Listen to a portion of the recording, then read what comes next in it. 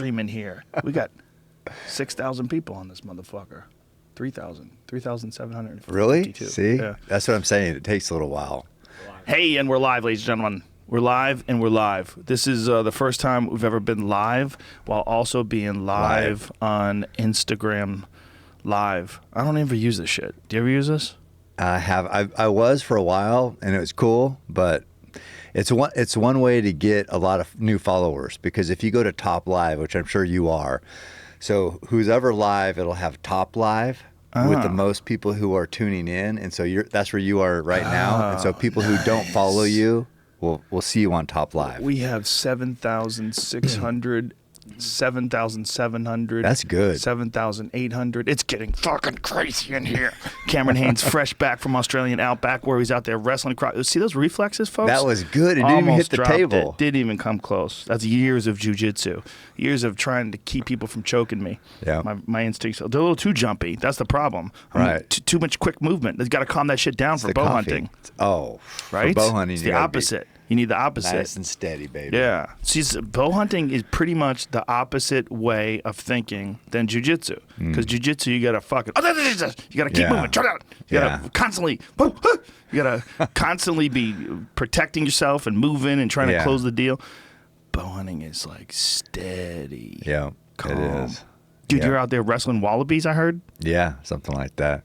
Jamie's ready to go. He was saying that. He was like, I want to wrestle a fucking wallaby. I don't think you do. Wallaby up. We saw a dead one, and it has claws about that long. Do they really? Yeah, I mean, so you can imagine, and their legs are just obviously bouncing all the time. Their legs have just got to be jacked in with those big claws. I mean, what I would try to relate it to is, have you ever tried to hold down a cat, a house cat that doesn't want to be held down? I have, man. Right.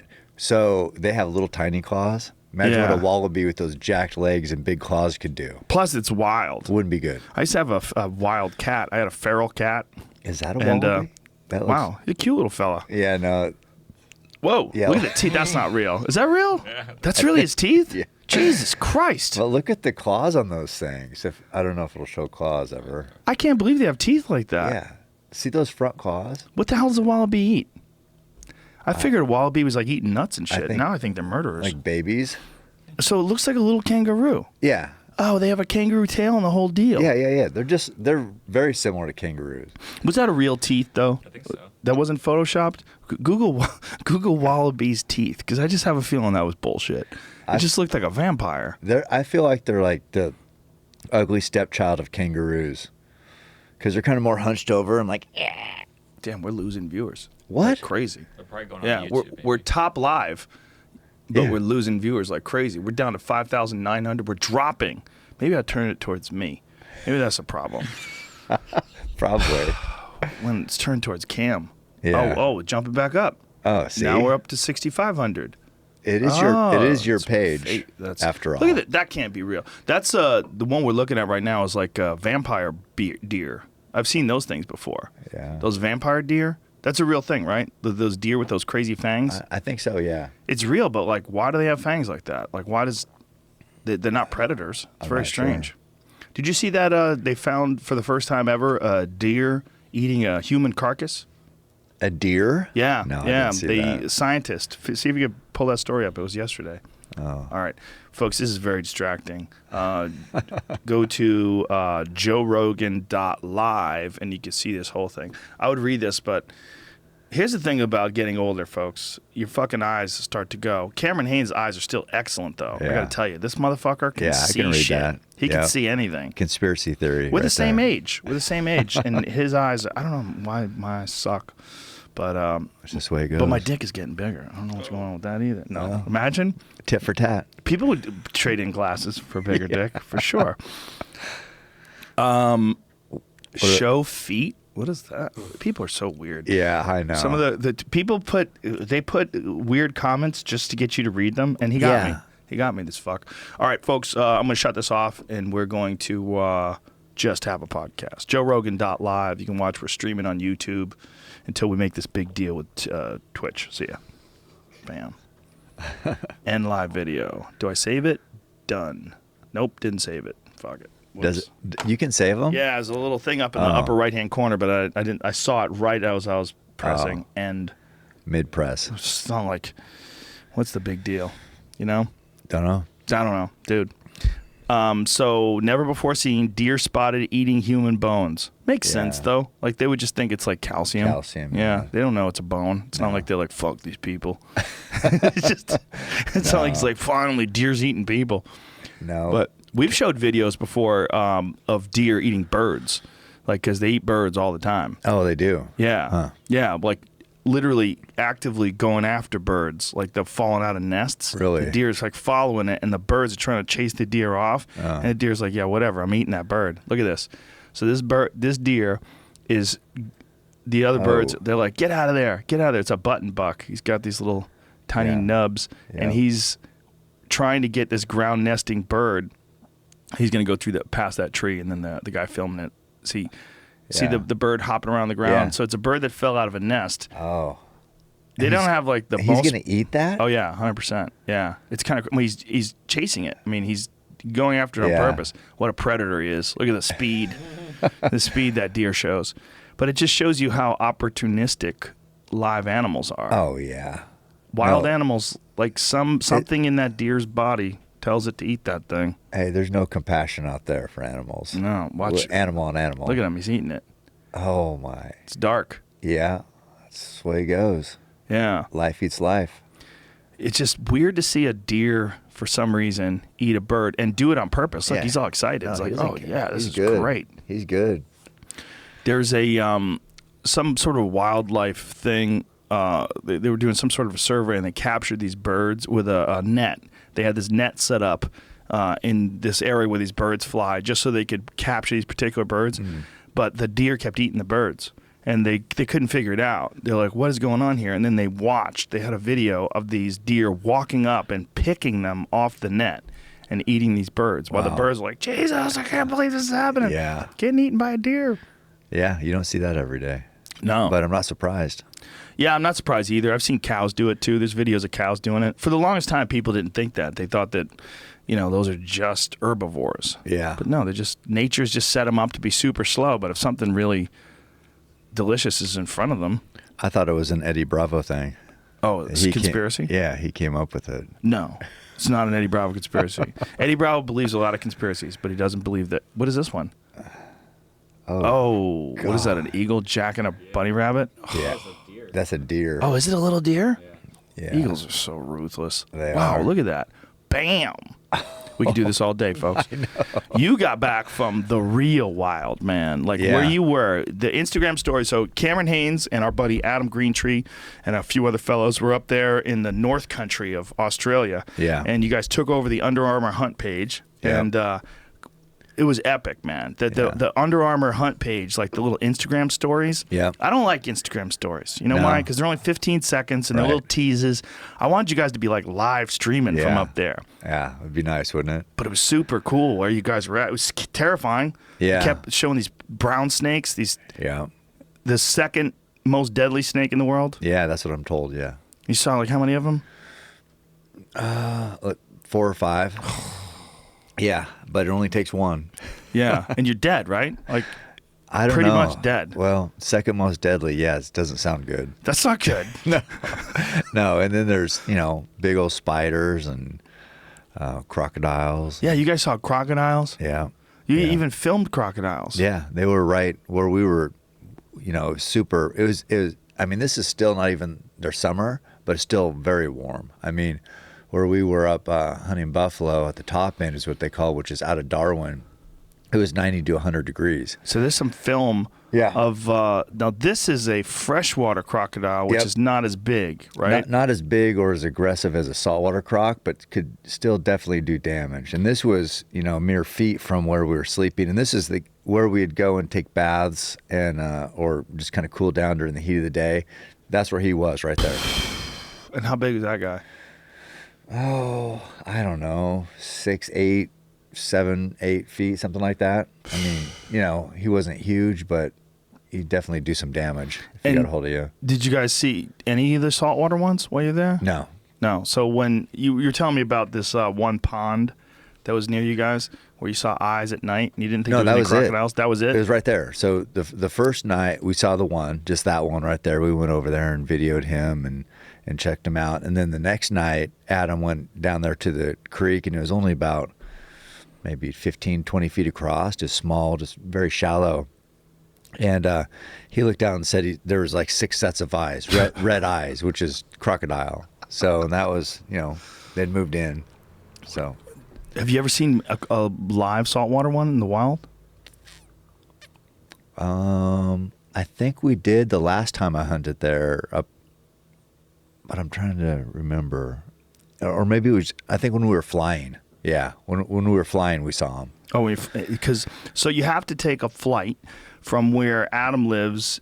Adam lives near Melbourne, right? Sydney. He lives near Sydney. New South Wales is what it's called. And then you fly 4.5 hours to Darwin, to where these water buffalo are. Yep. And then last time we used a helicopter to get out of Darwin, and that was 4 hours in the helicopter. Whoa. And so this time we had a helicopter, and so we flew the country trying to look at it, and we saw some pretty big crocs from there on the river system. So how do you know where to stop? Like when you're buffalo hunting, how do you know where to go? Well, I mean, basically it's however far you can walk. I mean, you kind of get. We were walking. I don't know. I want to say at least 10 miles a day. 10 to, I think Adam and his guys one time, his camera guy, walked 18 miles one day. Ugh. So we were just, we were always, 10, 12, 13 miles a day. So we're just covering country. Jesus Christ. It was hard hunting up there right now because this is their wet season, or the tail end of their wet season. And so the foliage was really grown up really thick. So it was very hard to see the buffalo. Normally, later when we went, it's all burnt up because of, summer. And so there's no foliage, and you can see the buffalo from miles basically. But with this grass, the grass is in some places 8 feet tall. I mean, you'd have to be 50 yards away to see a buffalo, and they're 1,800 to 2,000 pounds. So it's makes it hard to find them, and then it also makes it dangerous to trail them. If you're blood trailing them, or if you just surprise one. You surprise an animal that close, a wild animal like that, and who knows how they're going to react. Yeah, that's a huge animal. Yeah, and with that grass, it just, as Adam and I and the camera guys, we did a podcast up there, and we were kind of talking about the challenges of the hunt, and that was a big part of it is just not being able to see very much country, and so people never hunt buffalo this time of year. This is like people say, "Why would you go? You're not going." Nobody goes this time, and we just. When do they go? They go later in the year, when there's not so much foliage. So they go in their fall? It would be, what last time I went is December, which is just before the wet season starts. This is the tail end of the wet season right now. So we were thinking about when we want to take you up there would be around November, October, November, because you don't want to get stuck with the wet season hit, because that's some big rains. But you want it, and also it makes it easier to find the animals because there's not water everywhere. Right now there's water everywhere, so they don't have to be concentrated to get water. But later in the year, a lot of the water sources have dried up. So if you got a good water hole, every animal's coming there. Well, so these are, for people who don't know, this is an invasive species of water buffalo. It's an enormous Asian. Yeah. And what is it called? It's just called Asian water buffalo? What is the actual name of it? I think there might be I just call them Asian water buffaloes. But it seems like there's a C in there somewhere, Asiatic or something. I don't know. Maybe. Jamie can look it up. Jamie will look it up. But it's such a wild, cool-looking animal. Man. Yeah. They're big. And my bull, he was a big old bull, and we called him in using a wounded calf call. Oh wow! So this is what it looks like. Yeah, that's a female, obviously. I typed in Asian water buffalo, and nothing. Yeah, that's it. That's what it looks like. Yeah. Go to Cam's Instagram page, and there's a picture of the. There it is. No, that's Adam's. Oh, that's Adam's. Yeah. And there's yours is in the upper right hand corner, but you only see the skull. They only see the skull. Yeah, and then that's a fucking head. People don't want to see that. What is he doing? No, folks. That's how you make cheeseburgers. It's fine. There's only one way. There's another picture of it. I think when it's coming in right there, right above that, Jamie, right. Right. No. The one with the far left. Yeah. Right. Yeah, right there. That's him at full draw or with that's looking through the riser of the bow. Yeah. So that's that bull coming in aggressive. You can see his eyes. He was just pissed off, and he was coming. That's at under 20 yards, and he's not stopping. And so I shot him there, frontal through the chest, and is almost like self-defense. Wow. So these are animals that if hunters don't go up there and kill them, they actually hire people to go up there and kill them, right? I mean, these things has spread disease up there. I mean, they're a non-native species, and any water source up there is ruined. Any natural habitat has been ruined because there's so many buffalo. So they just want them killed, basically. They're like, it'd be like similar to coyotes here. Except 2,000 pounds. Oh, yeah. And no predators either. No, there's nothing else to kill them. And maybe a croc could kill a calf. Small one, right? But they just need, and coyotes down here in North America don't ruin water sources and ruin habitat like these things do. These things are just wrecking machines, and there's hundreds of thousands of them up there. So they ruin water sources for the native animals as well, like all the other things. Anything, because they shit and piss in the water. Yeah. Well, it's Australia is so strange, and as is New Zealand, in that all these people imported animals there in the 1800s, and I guess even before. When did they establish Australia and New Zealand? I'm not sure. I forget when they established. See if you can find out when they established. We talked about this recently with Josh Zepps, didn't we? But they brought in all these animals with no game plan. Yeah. They just let them loose, and then they're like, oh, Jesus. So in New Zealand, they have these beautiful stags, these incredible animals, and in some places they have to shoot them out of helicopters just to control the population, where for people in America, it's like unheard of. Like, how could you do that? Like, it's like an elk, like a majestic animal. You're going to shoot them out of helicopters and just leave them there to die. It's way different. It's, up there, there's just not enough hunters because in all of Australia, they say there's as many people as are in LA, the LA area here in the whole country. New Zealand says it was, the first European explorer to sight New Zealand was Abel Janzoon. What a name. Janzoon Tasman on the 13th of December in 1642. Wow. But that's obviously just a European. People have been there for a long fucking time. Oh, yeah. And Australia was 1788. And shortly thereafter, then they started bringing in all these animals. And the idea was that they were going to make it like a European hunting destination. Right. For rich people, rich... What douchebags? So they Yeah. released all these animals, but with no predators. Right. Yeah. And so people were going to come over from Europe, and they were going to go to Australia and hunt. Yeah. The rich people. And so I think they told me that it seems like it was in 1985 they were going to wipe out all the buffalo, and they had some money funded for it, and they were going to try to get rid of them, and they got halfway through and quit. They killed like half of them? Something like that, yeah. Wow. And then they quit. And so now it's just, as I was saying, the whole country is about the size of the United States. You were telling me this, but I did know that the whole country has the same amount of people as live in LA here. So there's just not that many hunters. A small percentage of them are hunters. So there's nobody to control all these number of non-native species. And that's from water buffalo to the fallow deer that I was hunting to stags. There's not as many stags as fallow deer, but all these species just there's no measure for control really. Yeah, and they brought in a bunch of other non-native species to. It's an exercise in conservation gone totally wrong because they brought in cats to take care of certain animals, and they brought in fox, and then the fox and the cats are out of control, and they kill all the ground nesting birds. So now it's kind of fucked up to us here in America.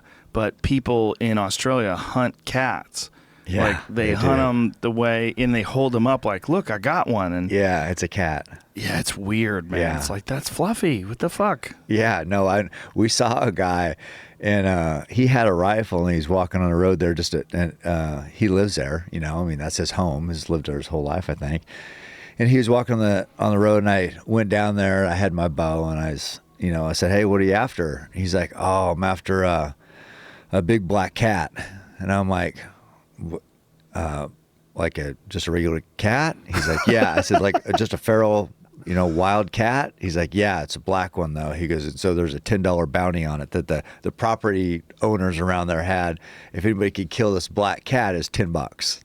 But they don't think anything about it because there's just wild cats everywhere. How weird is that? Yeah, it is. A bounty on a kitty cat. Yeah. Well, people that have researched it in America, just in North America, cats kill somewhere in the neighborhood of 3 billion birds a year. Yeah. Billion. Yeah. That, when they found that out, apparently, scientists were shocked. The biologists were shocked. It's between 1.5 and 3 point something billion. And that's not even counting mice and rabbits and all the other shit they killed, squirrels. I'll never forget, I had a cat that I used to live across the street from this park, and I had this one male cat, and he was just a murderer. And I'll never forget watching him walk across this park with a squirrel between his legs. So he was biting down the squirrel's neck. Yeah. The squirrel's dead, and the squirrel was his size, practically. And it was in between his legs. So he was straddling it and walking with it, dragging it along so he could show it to me. Good kill. Oh, he was super psyched. That was awesome. He's like, dude, look what I got. I was like, all right. That's probably a large percentage of his weight right there. It was. It was probably, no bullshit, at least 3/4 the size of him. Yeah. Because he wasn't a big cat, and it was a fat fucking squirrel. Yeah. That probably would have been a nice battle.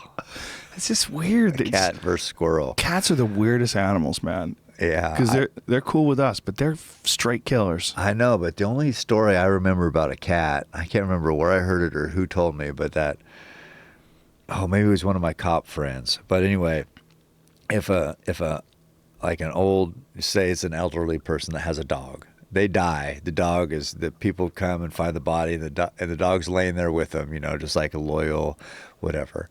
And if they have a cat and they die, the cat eats their eyelids and lips. Yeah, right away. If you stop feeding that cat, the cat's like, look, I'm eating. And you look it eats like meat. its owner. Yep. Yeah. Yeah. So that's really all you need to know about a cat. They eat each other too. Like crazy old people. There's this one lady who was a hoarder, and she had a bunch of dead cats. She had so many cats in her house, and the cats had died, and so she wasn't feeding the cats. Yeah. So the cats were eating the dead cat. Man. Woo! Yeah. It's hard out there. No. It's hard out there, Cameron Haynes. I know. Imagine being a cat, you're living with a hoarder. You're like, this bitch doesn't even let me go out. Yeah. Like, let me out. I'll go kill some birds. Oh, yeah. Animals just want to be out and live. That's what we need to. We need to be out and live. I mean, that 2.5 weeks I was in Australia, that was, man. I took 2 showers the whole time. Lived in a sleeping bag. And You must have smelled good. Hey, that's just how it goes. That's what people are supposed to smell like. We couldn't Isn't that even crazy? tell. We were just used to it. Yeah. So, and I'm just, for the viewers, I'm a clean. I take a couple showers a day, but when you're hunting, that's just the way it goes sometimes. Yeah. Were you wearing wool? No, it was warm. Oh, right. Warm. But like a thin layer of merino actually keeps you cool because you're sweating it and it regulates heat really well. Yeah, it was, where we were hunting deer in New South Wales, which is outside of Sydney, it was actually cold at night. I mean, I saw you guys were walking on like frozen grass. Yeah. The There's grass frost. was covered with frost. But I mean, at night it was freezing. It was like 32 degrees, and we thought we were going to be hunting in 90 to 100 degree weather. So yeah, it didn't. When you're laying in a sleeping bag that's only rated to 40 degrees and it's 32, and sleeping on the ground, that's rough. It's just rough. But you were saying that those deer were like super turned on too, or like they were tuned in, like they were very skittish. On edge. They've been hunted, and they don't have lions like we have here which keep the deer on edge. Because lions are just killers, but they don't have a predator like that. But man, it's just they're an antelope species, they can see so well and so fast reacting. It's just amazing. What are they? This is a fallow deer, right? Yeah. And what are they related to? I just said it right there. You said an antelope? But I'm not sure if once I said it, I'm like, are they?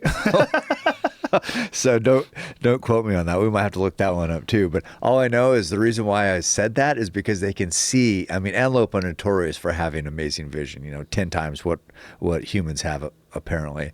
And that's how these were. I mean, I don't know if they're deer or antelope or whatever, but they can see extremely well. So they were seeing you from like a long ways out. Oh, you couldn't. I mean, there was this one buck I was stalking. I had a cameraman with me. And the key for stalking animals is always staying in the shade. If you stay in the shade and you got camo on, especially if they're in the sun, you know how it is looking into, if you're in the sun, you try to look into a house, you can't see. Right. So it's the same thing with shadows. So you always want to be in shadow. Well, we were 330 yards away from this buck I was stalking. He was feeding in this creek. And we had this small patch of sunlight to cross. 330 yards away. It's a long way away. And I told the cameraman, I'm like, we just got to get across here. Just stay low and get, hustle through there. So we hunched over and got, in seconds we were through there. Got to the shade, looked over at the buck. He's standing there staring. I'm like, are you kidding me? How? He's already, so we're in the shade. So then for sure we weren't moving. I'm like, don't move. And he's just staring. And I'm like, don't move. He's like, I'm not. I go, don't move. He's just looking. Anything is going to spook him. He's like, I'm not moving. And he was crouched down on his knees. And so finally the buck took a few bites of grass, and I'm like, okay, he's feeding. Next thing, gone. So all he did is took a couple bites of grass for the road. He's like, no, I already know I'm out of here, but I'm taking this with me. And he was gone. That was it. Yeah, they're smart. That's long rifle range. And we had bows, and it's just barely this. So, and we have to get close with a bow. And so you can imagine it just, if that one example tells you what it was like, basically. So we were talking about different bow setups. Like you had brought 2 bow setups. You brought one for deer and you brought one for buffalo. So for people that don't understand, there's 2 different ways that you were going to approach this. The buffalo is a giant, heavy boned animal. So you had a real heavy arrow, which is going to go slower. Yeah. And those arrows are just too slow for those deer. And the deer would actually move out of the way before the arrow got to them. Yeah. Like Matrix. it was, the thing with penetration with an arrow is weight. The weight of the arrow equates to more penetration with heavy bone. And, we talked about the buffalo, 1,800 to 2,000 pounds. So you need something that hits hard. Well, when you have a heavier arrow, it's going to fly slower. So those are flying at 245 feet a second out of my high poundage bow. And I thought, well, good enough. I mean, these will be all right. I was shooting it so well. I'm so accurate. I'm practicing out to 90 yards all the time. I'm shooting really well. So I thought, you know what? I know it's supposed to be for buffalo. I'm just going to use it for deer. So the first week there, I tried it for deer, and it was just like these deer were seemingly 10 yards away by the time the arrow got to them. And I'm not talking long shots. And I'm like, okay, maybe there's just a fluke. Just a fluke. So they would see it. Hear it. They would hear it, and they would duck out of the way. Or just be gone. I mean, just be 10 yards away. So they would move out of the way before the arrow got to them. Yeah. And so finally, I thought, well, maybe it's just, and it was super calm there. So quiet. My bows are quiet. A heavy arrow makes a bow even quieter. It absorbs that sound and the energy. So your limbs aren't just like that. It's more of like, but it still makes a noise on a super calm, windless day. Especially when it's cold, I mean, it's just that sound's going to get across there. So I thought, well, maybe just a fluke. Maybe the deer were pick up some movement. So they were just on me and just whatever. And I'm not worried about it. I'm not used to missing. I'm used to being very disciplined on my shots and taking high percentage shots at relaxed animals. If I do my stalk right, my goal is always to shoot an animal that has no idea I'm there. So it's relaxed. And so that wasn't happening here. And I thought, well, maybe it's just because they're high strung and they were on me. So, but the time where I decided, okay, these arrows aren't going to work, was a wild boar was out there.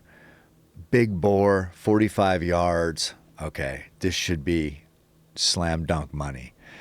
And I just camera over my shoulder. He had no idea we were there. Draw back, shoot, and he was facing his head to the left, and he was heading back to the right, probably a few feet away by the time the arrow got there. I mean, I didn't even have to I like shot and went, oh my, are you kidding me? He's gone that fast, spun and just gone.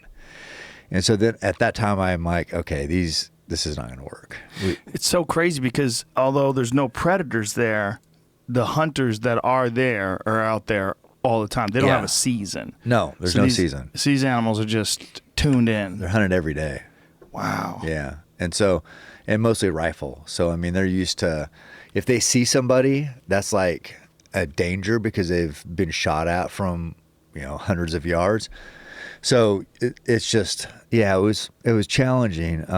But so I changed from those 245 grain arrows, and I thought, well, I need to shoot my, or not 245 feet per second, that 687 grain arrow to a lighter arrow. And I thought, well, maybe this will do it. And, is shooting 300 feet per second at that time. Did you change broadheads? Yep. Did you go to the trocar? No. Did you stick with the solids? No. I shot with the buffalo, and actually, it's funny. Actually, what I ended up killing the deer with too was what were the Magna Stingers, and I also I had that expandable head. Do you remember that one that I used on the bear? Yeah, it was a Gravedigger. Gravedigger, yeah. What a ruthless name. That head and that head flies so good. Oh, it was money. So you use that as well? Yep.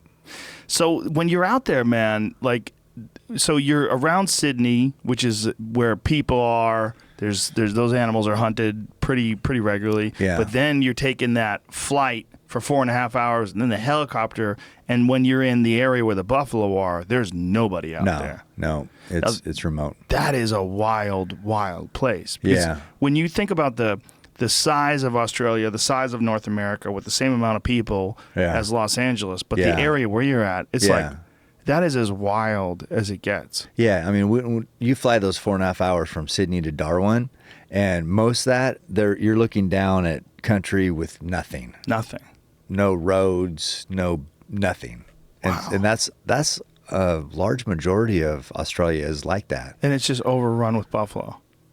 Yeah, a lot of it is, yep. And what a crazy place. Yeah, and we did find some some drawings up there too, from the natives. Yeah, from the Aborigines. And did you know that those were there before you went there? Did Adam know that they were there? The pilot knew. The pilot knew. Yeah, so we wanted to go see them. Oh wow. Yeah. So are they in a cave? Like where? They're on for the weather not to get to them, it has to be on like the underside of a rock. Mm-hmm. So where we went, we filmed under there. Is like you could imagine people getting out of the rain there, and they're huge boulders, and they're getting, and it's just a perfect spot just to stay dry. And so that's if the rain was if they drew on a part of the rock where the rain was hitting, obviously it was gone. But in these areas, they were protected, so the drawings were still there. Last time Adam was here, he talked about some of the Aborigines there and explained some stuff. But when we went back to my house, we had dinner and we sat around talking. And he told me some crazy stories about the horrors that those people faced and how they had been wiped out, like they had been poisoned. Like he went to this one cave and he found bones all through this cave. He's like, this is crazy. There's like human bones. And he's like, children's bones. He'd find children's bones. And then he had heard this story from one of the other Aborigines that lived there, that someone had brought food to all these people, all the Aborigines there, and just poisoned the food and just killed them all off. Yeah, it's fucking dark, man. Yeah. It's dark. No, I don't know. So they don't know. Sad. They don't know who made those hieroglyphs or the cave drawings or whatever they were, or when they did it either. No. They say I put it up on my Instagram page, and I saw some comments there, and they're saying that the more brightly colored, the older they are. Huh. But I don't know. I think the pilot mentioned 10,000 years old, maybe. He's just guessing. How the fuck does he know? I have no idea. How would you know? I think he just threw that out there. Yeah, how would you know? I mean, it's just. I'm sure somebody knows. I mean, right, that studies that? I'm sure there's probably a few people. Yeah. But it seems like when you think about the actual numbers of how much land you're talking about, how few people live out there, and how many of those things are probably there, And also, one of the things that Adam was telling me that's crazy is you could have the way they refer to themselves, like Aborigines, they call themselves a mob. Like, instead of a tribe, it's a mob. Yeah. And they're like, there could be one mob. And he said, there could be a mob. He goes 4 kilometers away, and they speak a totally different language. Oh, right, yeah. Like, what? Yeah. I go, how many languages are there? He goes, hundreds. Yeah. What? Yeah. Hundreds. I Yeah. go, so they can't talk to each other. He goes, nope. Yeah. No written language. Yeah. They have different expressions for things. Yeah. Yeah, I heard that too. That's Yeah. crazy. I know. I mean, it's really. I think it's like a tribal society, right? Sure. I mean, that's just the way it goes. Well, it is like a tribal society, but it's also like I mean, right now, there's culture and there's civilization that is linked to who knows how many hundreds, if not thousands of years ago, and it will go away because there won't be people that understand it. There's not someone who's studying it. Yeah. And there's so many different versions of the way they communicate that it's just like you're literally watching history dissolve right in front of you. Yeah. Yeah.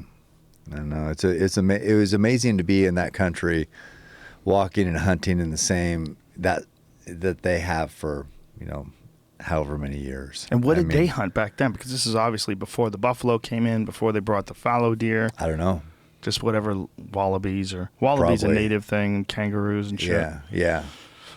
Wow. Yeah. But it was cool being under that rock and envisioning them being there too. Yeah. That long ago, doing the same thing we were doing. Yeah, that's a real mind blower, man. It's just so fascinating thinking about that particular continent of Australia. That Europe used it as a prison colony, and England brought a bunch of people over there and go, look, you people are assholes. Stay here. That was there's an island off of Australia, right? That they used for that. Well, they used Australia for that. God, what was that island? I know It's probably an island as well that they still do. I think that's what they take immigrants. Right. Yeah. So, and they have to live there for a certain amount of time before they can come over. Yeah, they have some weird immigration laws in Australia. Australia, like if people that are complaining about Trump wanting to build a wall, listen, they got this island. It's way worse. And it's like a prison. Yeah. If I understand it right, it's like a prison, and they have to stay there for, like I said, a certain amount of time before they're a citizen. Yeah, see if you can find that, Jimmy. Josh Zepps actually brought it up to us, and he was explaining how brutal the immigration laws are over there. They don't want anybody moving to Australia. They understand they have a good thing going on. Yeah. I mean, if you haven't been to Australia, it is lovely. Yeah. The people there are fantastic. Oh, they're great. super friendly.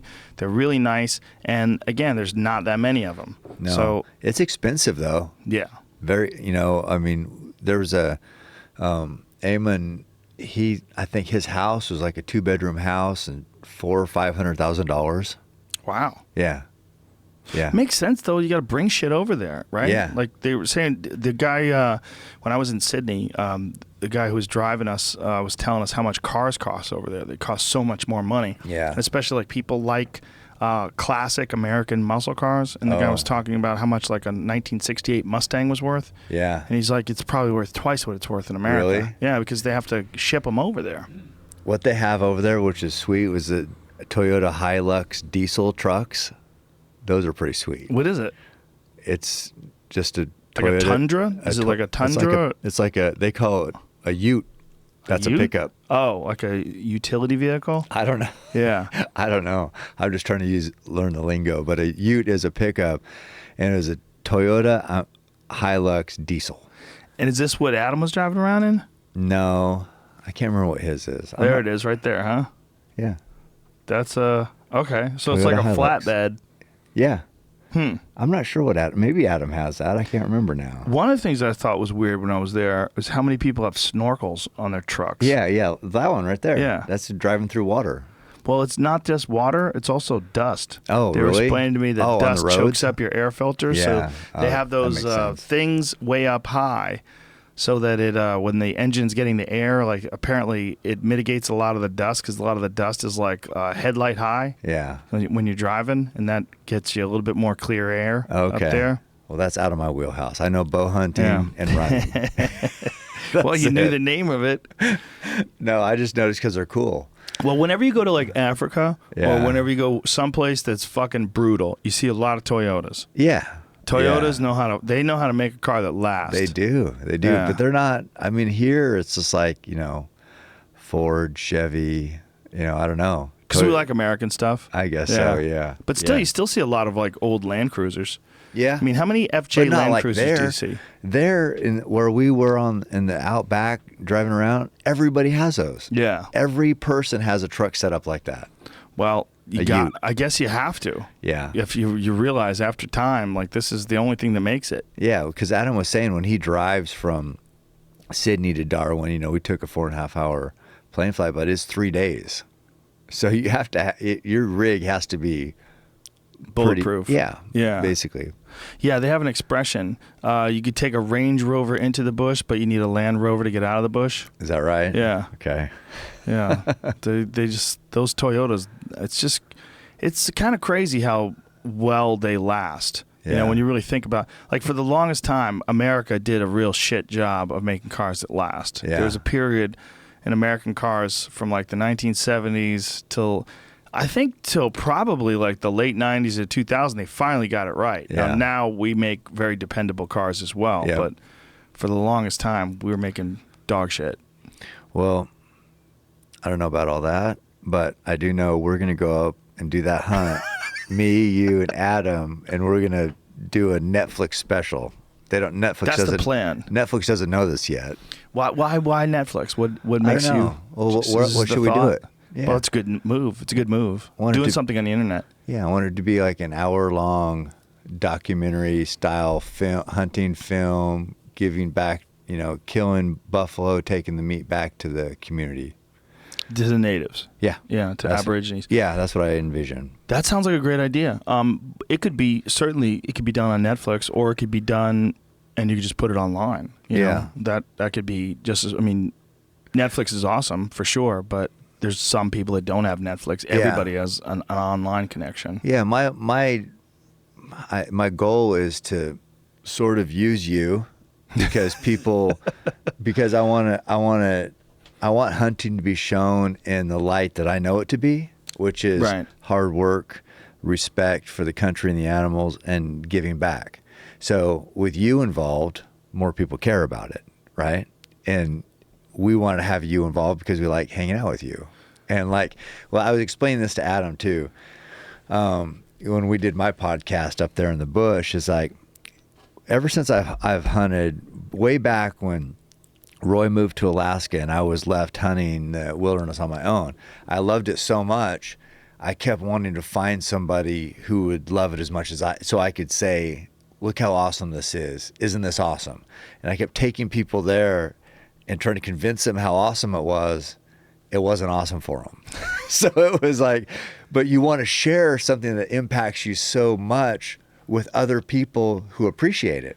So that's why, that's what I was saying when Adam and I were talking, is that, you love bow hunting. And so that's when you are so interested and invested in something and have such a passion for something, there's nothing better than when somebody else shares that passion. Right? Yeah. So that was why there's a few different reasons why you were going to be involved. Thank you. I'm excited about that. But I also think the difficulty factor is what turns people off. I don't think they expect it to be so difficult. No. If you try to introduce bow hunting to people, first of all, just shooting a bow, people think, oh, well, you pull the string back, you point at the spot, you let it go. Good luck with all that. It takes fucking years. Yeah. It takes years to get competent with a bow.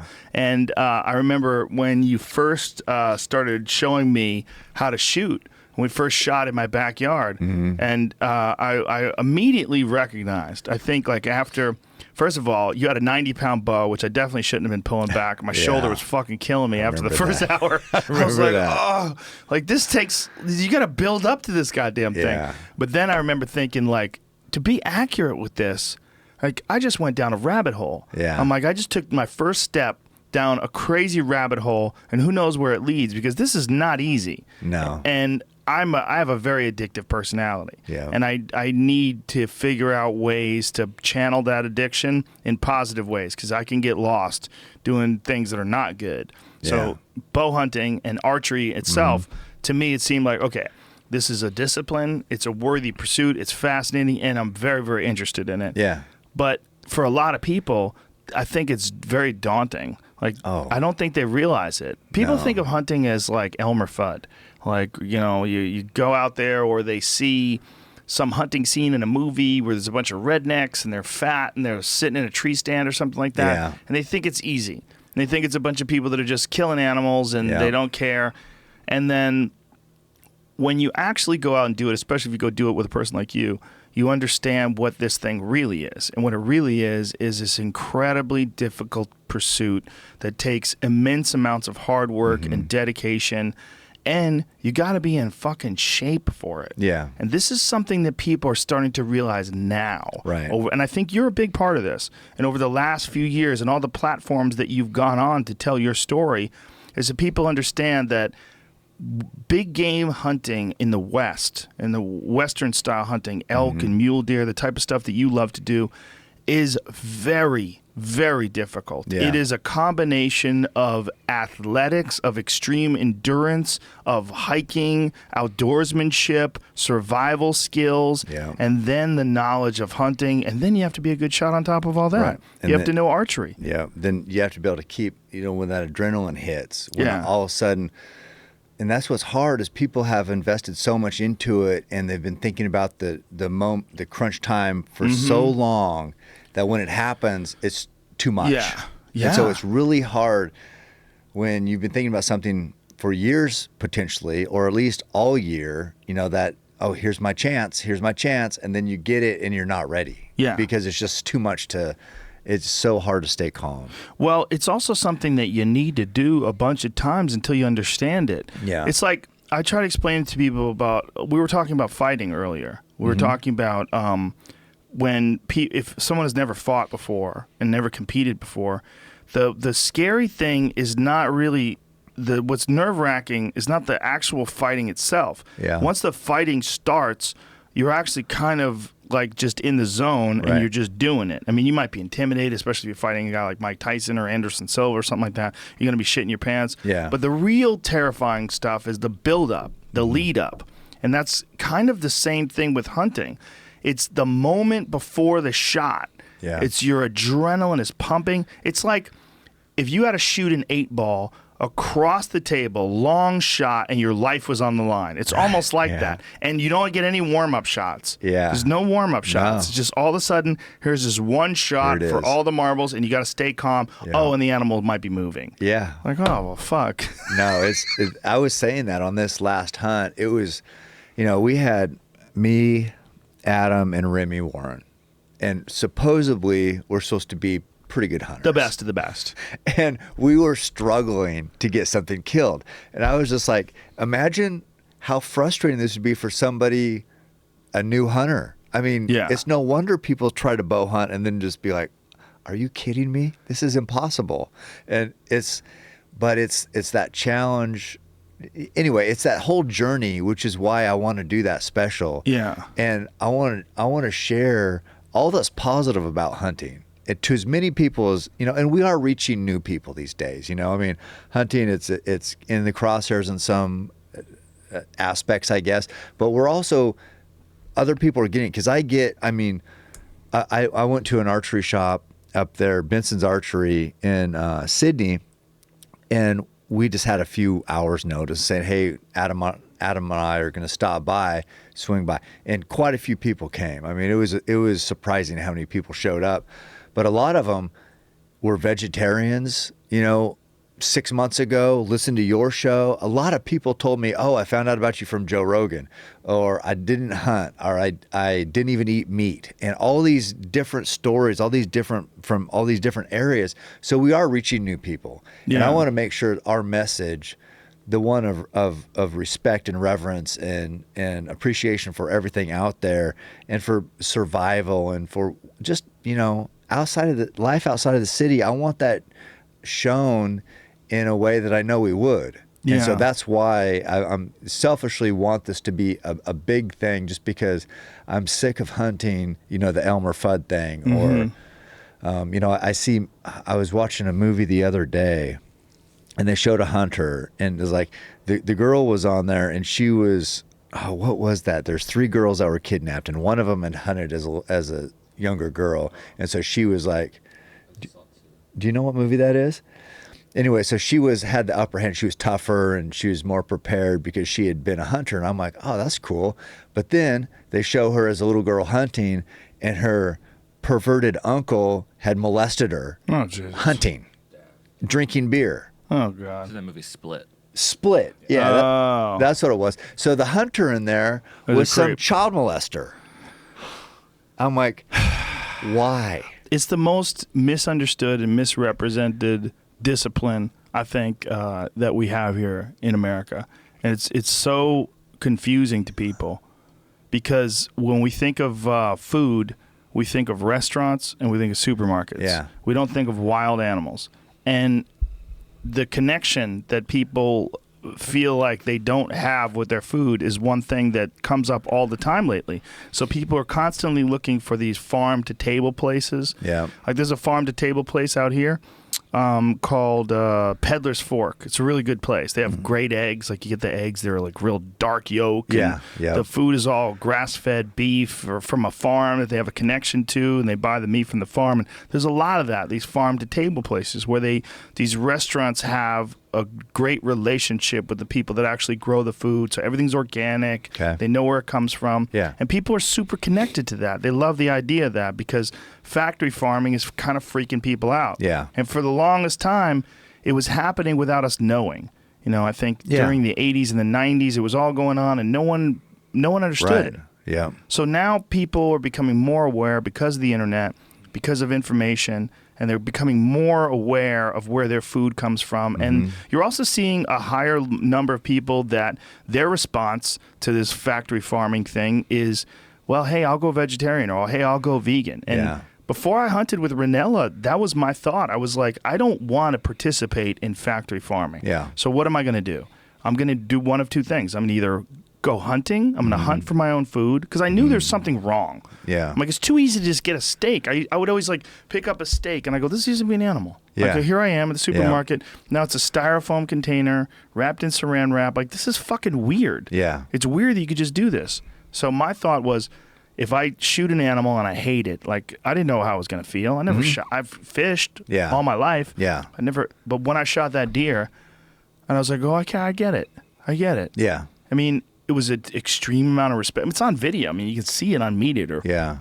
Anybody who wants to watch it, you could watch it online. The first time I ever shot a deer, it was intense. Yeah. You know, and then cutting it up and eating it that night, I was like, well, this makes sense. Yeah. This is and then when you actually find out that, you know, that these animals, the money that come from hunting tags and even from buying hunting gear, there's a percentage of money that goes towards conservation, and this is all very carefully thought out by people like you and by these people that really respect and care for these animals. Yeah. And you get deeper and deeper into this and you understand what it really is. And then you see this whole community of these people like yourself and Remy Warren and these hardcore hunters that are also like deeply connected to the land and conservation and deeply appreciate these animals. And this is how they get all their meat. Yeah. And this is how they live. And like that was extremely appealing to me. Yeah, I think Steve Ranella has done a great job getting that message out in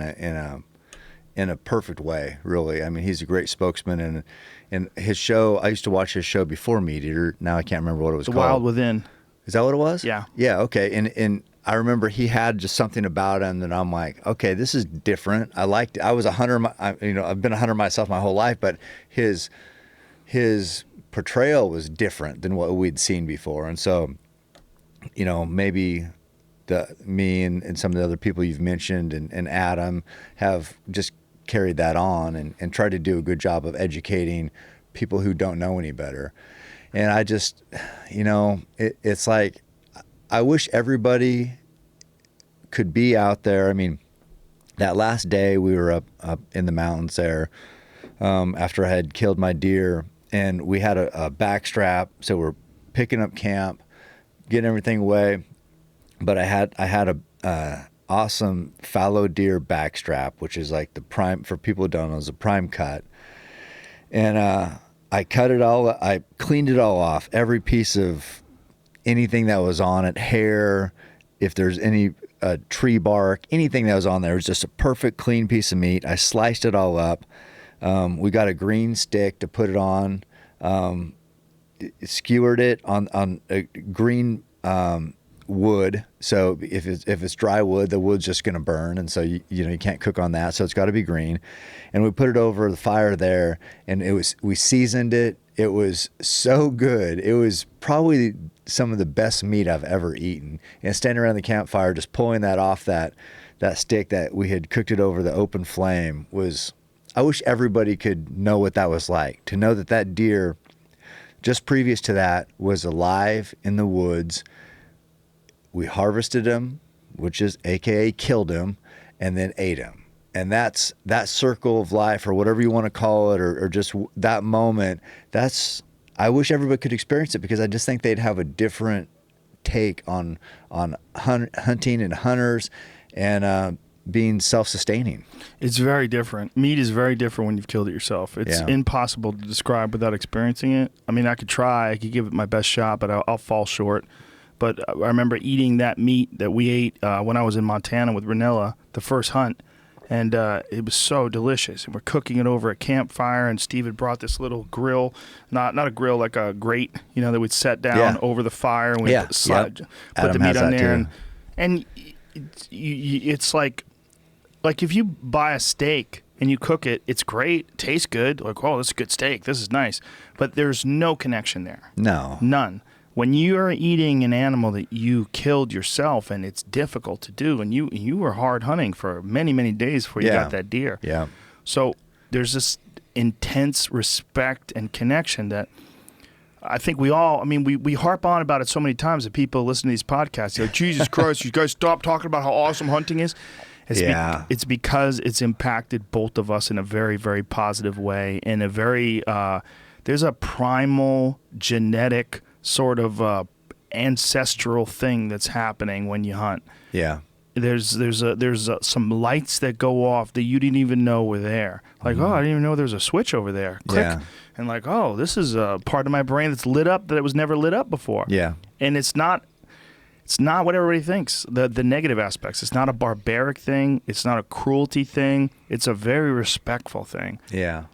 And I understand the people that have bad feelings about it. I understand the people that look at it like animal cruelty, like you don't have to do that. You can get food other ways. You can eat beans and you don't need to do this. Yeah. I understand how they're thinking. But my thought process is very different. My thought process is what you're doing, what I'm doing, what all these people that do that hunt is you're entering into the wild, and you're for a small window, a week or whatever it is, you're becoming a part of this crazy cycle of nature. Yeah. You're taking something out of that and leaving something as well. You're spending a ton of money. That money, whether it's the money for the outfitters, the money for the tags, the money for the gear, all that stuff, percentage of that goes to make sure that the habitat is maintained, make sure that the animal population is maintained, make sure that Department of Fish and Game is well staffed with biologists, with people that are monitoring these animals. Because guess what? If that doesn't get done, it's these animals are not going to be there anymore. Right. They're not going to be taken care of. And North America has the best wildlife management program or management system of anywhere. And that's why almost all the species that we have here, there's more now than there almost ever has been, and even with shrinking habitat, because we're encroaching on where they live.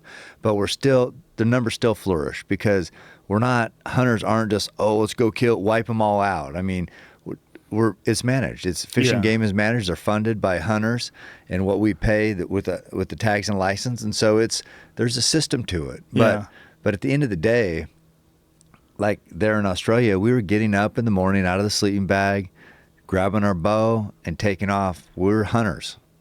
That's it. And that feels, man, it feels, like I said, I wish people could know what it feels like, because I see people comment on my social media and they say, this isn't the 19th century anymore. You don't have to be a Neanderthal or whatever. But it's just, we are hunters. Yeah, well, most of those people have cheeseburgers on their Instagram pages, which is fucking hilarious. There's so much of that. This one chick, she posted something mean when I posted a picture of some elk that I was cooking. Yeah. And I said, hey, honey, I like to call girls honey because it makes them feel like I'm a sexist. You got a fucking BLT on your page, sweetie. And she's like, well, that was just from 4 months ago, before I was enlightened. I'm like, oh, you became enlightened. It's always the most adamant vegans, like, just became one. Yeah. Like the most proselytizing, ruthlessly aggressive ones. I understand where they're coming from. And I think that's very important to get our message across, is that, like, we're not animal haters. This is not this, and it's hard for people to understand that someone could love animals and love the idea of animals and love wildlife, but still eat them. Yeah, I climbed up in this tree there.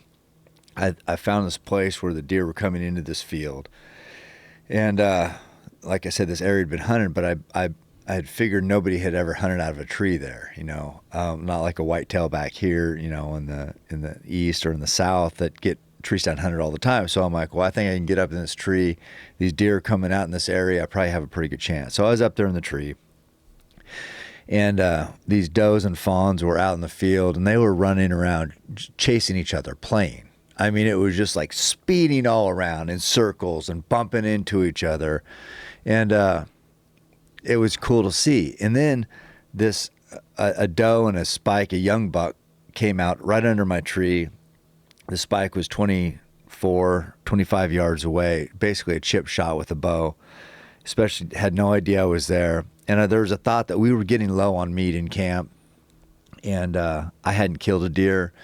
So I had said before, I'm like, I'm killing any buck that comes out, I'm taking him. And then I was watching him up there, and I'm just like, for me, it's got to be the right animal. It's not just like I'm not some bloodthirsty, I still watch the deer. I still appreciate their beauty and that, they're frolicking about, or whatever you want to call it.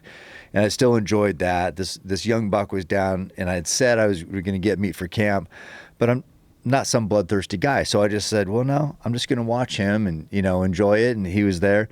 And then the buck I ended up killing stepped out, and, an old buck, you could see his hip bones because he was so run down from the rut, and he was getting older. I could tell he was an older, mature deer, and that's what I want to take. I want to take an animal past its prime that has done his job for spread his genes for the health of the herd, and that's the animals we want to take out. And so he was just a rundown old buck. That's one I took. Yeah, people don't. That's the problem, is that people associate someone who wants to take an older, big, mature animal with trophy hunting. Like, oh, you just want the antlers. You just want a big. But they don't understand that is actually the animal that you should take. Yeah, and he's still he's still great meat. Yeah, I'm sure. Yeah, but I mean, that's just for the health of the herd. That's the one you want, right? If you're doing it right. Right. And, the young ones then will get a chance to fill his spot. Right. And that would be the natural position if there was this is the natural position if there's predators. The natural position is the really young ones, like the fawns, get taken out, and then the really old ones start getting worn down, they get taken out. And then everything in the middle gets to breed. Yep. And then this guy who's 8 years old or whatever he is, he's had plenty of opportunity to spread his genetics. And so his offspring will be everywhere, and then they'll get a chance now. And the thing is, nobody makes it out. Nobody makes it out alive. They're all dying. Me. Everybody. We're all dying. Yeah. So I mean, so if I wouldn't have killed that buck, it doesn't mean he's going to live forever. I mean, he's going to die one way or another. It's not going to become a fairy. The fact that he died, I shot him, and he was dead within seconds is guaranteed, and people are always talk shit about this, is the very best way he could go. Yeah. You don't want him starving to death. Yeah. Or, dying because his teeth don't work anymore. He literally can't eat food. You know, I've seen animals where you look at their teeth and there are almost none left. Yeah. You get a really old buck. This buck's teeth were flat in the back, so it's just when you can't eat, they got to gum it. They can't gum enough. Yeah, they can't grind down the food. Yeah. So it's and Adam also found 2 bucks that had fought and got stuck. They were fighting and a fence was in between them, just a cattle fence. They got stuck in the fence, died. Yeah. So it's just their life is. I mean, how many guys out here in the street, fight and kill each other and get stuck together? It doesn't happen. Starved to death. It's life in the wild. I mean, unless you're out there and you witness things like that, you just live in. It's not real. I think the real problem is perspective. I mean, I think unless you're there, unless you're experiencing the wilderness itself, Like I've talked about my experience on Prince of Wales Island. That Brian Callen and Ranella and I, we were up there for I think we camped there for 6 days, and your idea of what like life is only based on what your perception is, like what you're seeing on a daily basis. Well, you're seeing Ventura Boulevard, and you're seeing billboards, and new movies coming out, and Keeping Up with the Kardashians. There's a new season. Look at that new Audi. Wow, that's a sweet looking car. Hey, I got the new iPhone. All right, and this is life. And then you're out there and you go, oh well, this is life too. Total quiet. Yeah. Like this. No cell phone service. Rain. Animals. Yeah. And then if you die, no one's gonna know. No. If you fall and break your neck and die right there, something will eat you. No one will find you. And that's normal. You're trying to stay warm. You're trying to get food. And there's more spots like animals. that on this planet. More Yeah. spots like that on this planet than spots like Los Angeles. Yeah. It's weird. Yeah. I don't know.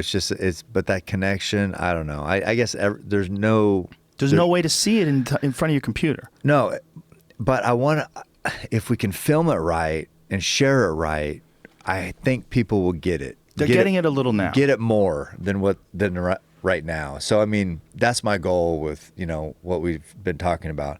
And I mean, we talked about the difficulty. I did remember I wanted to mention this. The hunt was, I mean, I've been on a lot of hunts in a lot of places over the years, and I hadn't struggled like I had on this hunt. It was so difficult. I was telling the guys back there, I said, I'm questioning my life right now. What am I doing with my life? And it's just because I'm like, it's not going to happen. Yeah. I'm not going to get it done.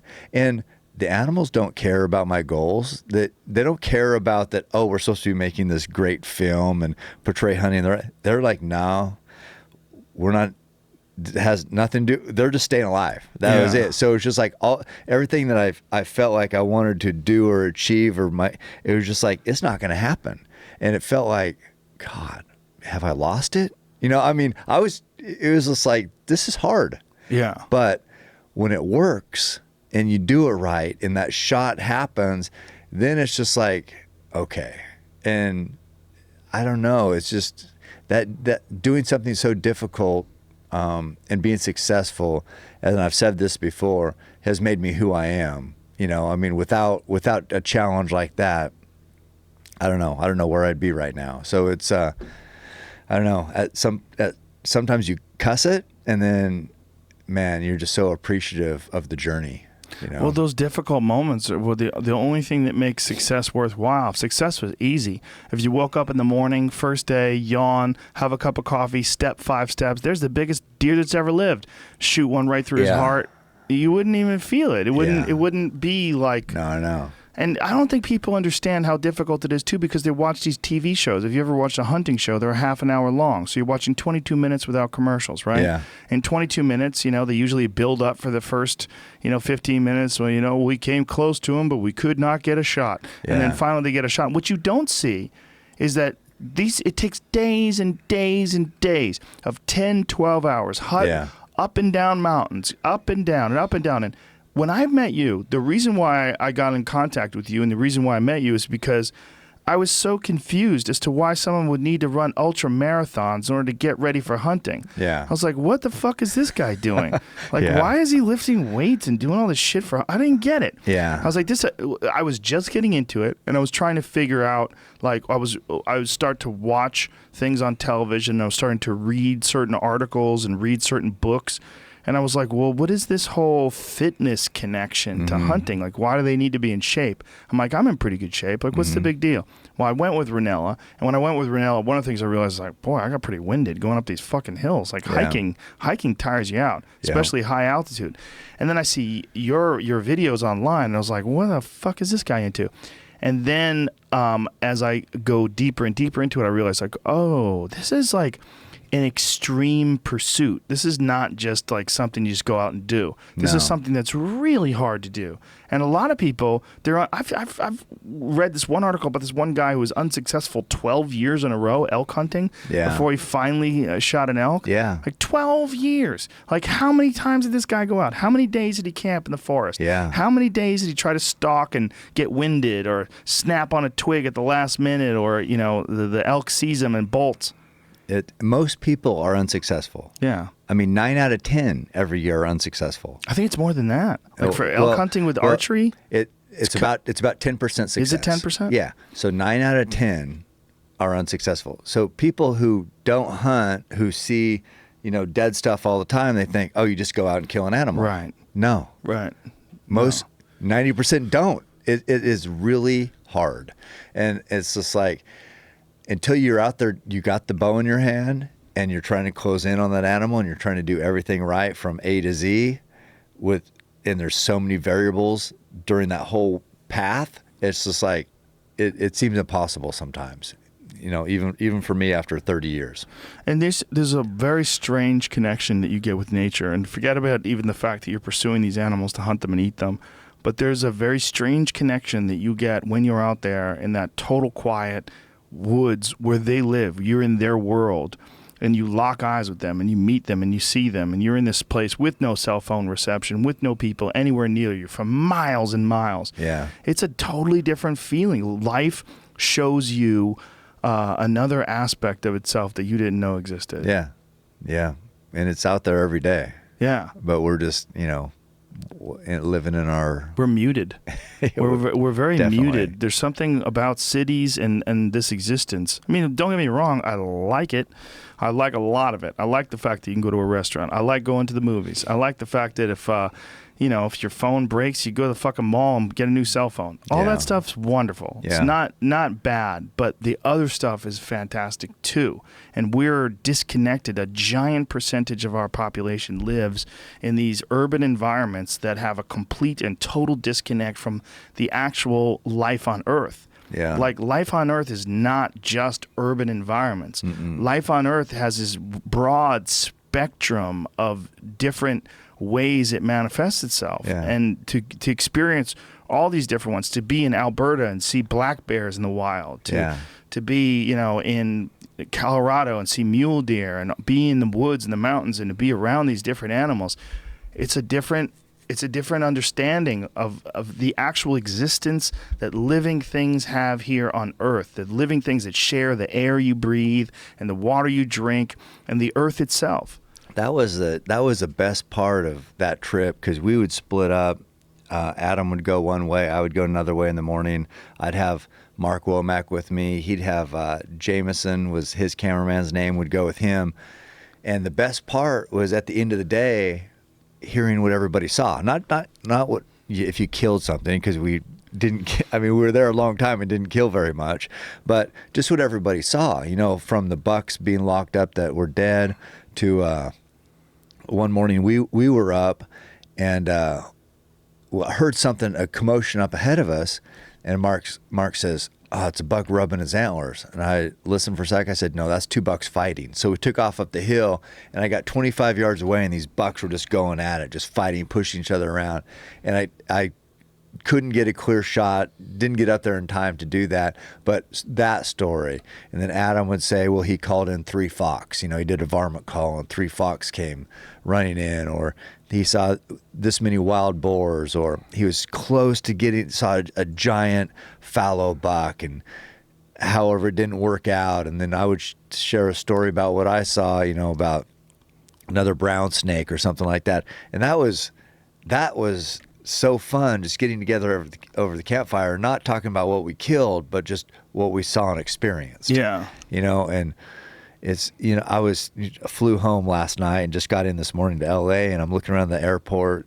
I was thinking about all the people. I wonder how many actually would get me, because I feel like an outsider a little bit, especially coming back from a hunt. And I'm just looking at everybody thinking, I don't get them, they probably don't get me. But you at least understand what they're doing. I think, when I was checking my luggage in, I flew Virgin, coming back from Sydney to LA, and the lady there at the check-in, she's like, what's in that case? And I said, it's a bow.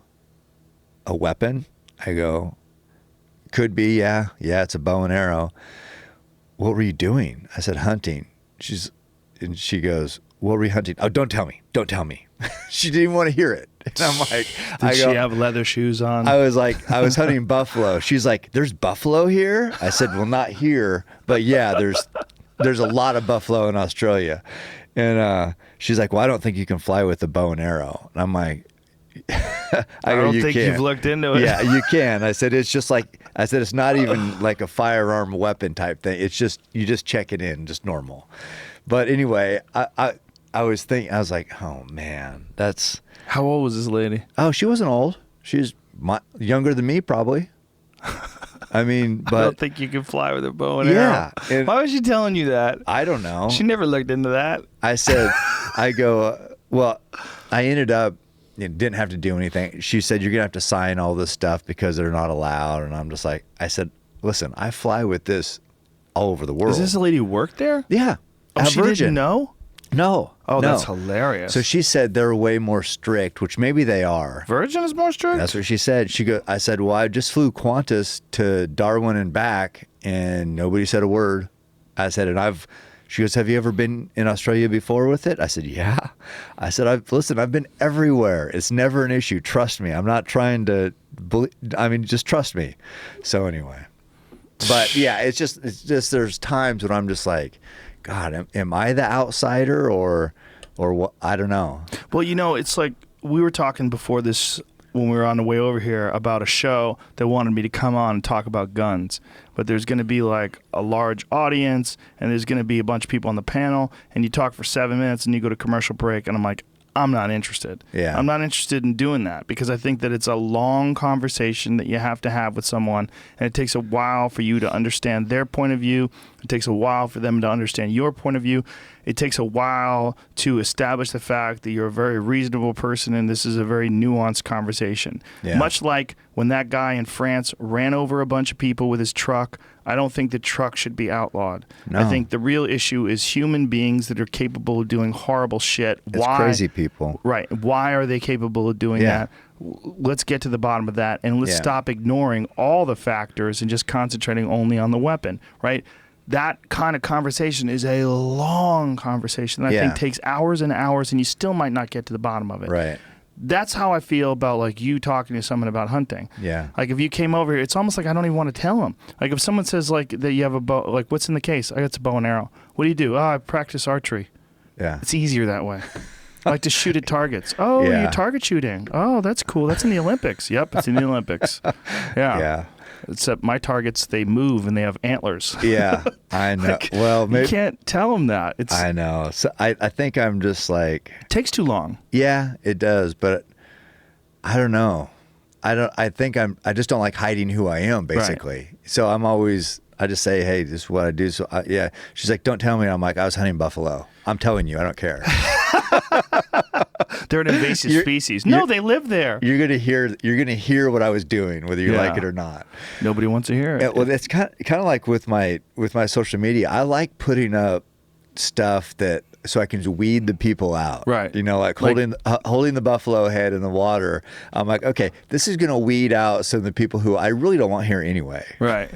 They're gonna get mad at you for sure, but they would get mad anyway. Yeah. And there's a lot of people that listen to these conversations and they get a perspective that they would have never had. Like there's a lot of people right now that are listening, that are in their car, that are on their, on the bus or whatever, and they got the headphones on and they're thinking about this in a way that they never thought about it before because in their mind, because of the fact they live in these urban environments and they've never been exposed to hunting and they get all their meat from a store or from a supermarket or from a restaurant, they just never heard anybody talk about it. Yeah. And it's a weird part of our life. It's a dangerous disconnect, I think, with life and death.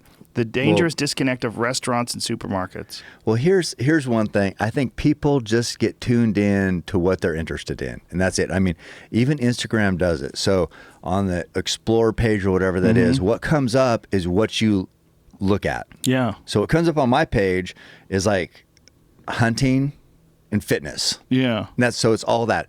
So whatever you're looking at, whether it's gay guys or cooking, that's your world.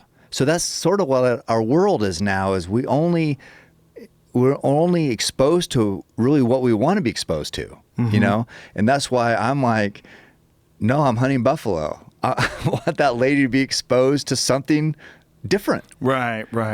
So yeah. I don't know. It's just, It's confirmation. I don't really know what my point is. But Well, it's what you're saying makes a whole lot of sense. Is that they find these communities with like-minded people and it becomes an echo chamber. Yeah. And if They're you're preaching to the choir. Yeah. And that goes all the way back to like a million hours ago, it feels like, since we've been talking about why that Netflix thing is so appealing to me and having you involved. It's just because we've reached so many new people, and hunting is so important to me. And I think, just that people can understand what motivates us and why it's important. I just want that shown right, and shared right. Well, there's definitely a way to do it, and I don't know where we should go. I mean, whether it's the Buffalo place or somewhere else, but I think it's a great idea to do. Steve Rinella's show is on Netflix now, and it has 1 star. Does? People are so angry. They find it, and they're like, you shouldn't have to eat meat. You can get everything you want from celery. Yeah, people get super aggro. You want to make people really angry? Tell them that there's a growing body of science that shows that plants are intelligent. Yeah. And that plants think. And they feel, they scream and all that. Fucking freak out like babies. Or, you don't even have to say that this justifies eating meat. Just put that. No. When I put that on Twitter, just the data about that, and people will fucking go crazy and attack me for hunting. Yeah. Or if you talk about all the animals that die when their salad's being made, Right. I mean, they so don't wanna hear that either. It's different. Whatever. They prioritize or put different importance on. That we've talked about that too. Well, they feel like they're doing a good thing, and they are so. in many ways. Look, if you're eschewing factory farming, you're avoiding factory farming and eating more salads and eating farm to table vegetables instead, you are definitely contributing to less death and suffering, 100%. Yeah. But you're contributing to some. Yeah. You just are. If you eat grain, you're contributing to. First of all, what do you care about? Do you care about insects? Like, where do you draw the line? Yeah. Because if you don't care about insects, well, then you're okay. But if you do, if you think that insects are life, well, there's pesticides. It's a holocaust every day out there for fucking bugs. Yeah. They're spraying those goddamn things constantly. I mean, if you want to have healthy crops, there's a reason why they have these pesticides. Yeah. It's because they want to kill these animals that are trying to eat the crops, kill these little bugs. Well, and I don't know. I just keep going back to this recent trip just because I think about it. And it's just like, here's another example. So the brown snakes up there are second most deadly. And we saw a number of brown snakes in the road while we were driving. Adam swerves around them. To try to not kill them. Not kill them. He wants them to stay alive. Well, yeah. A big spider he had crawling on his face. I saw that thing. Why did he let that thing grow on his face? I don't know. Because he's Australian. They're a different breed of human. But not killing. Hey, where's that? Is that on his Instagram?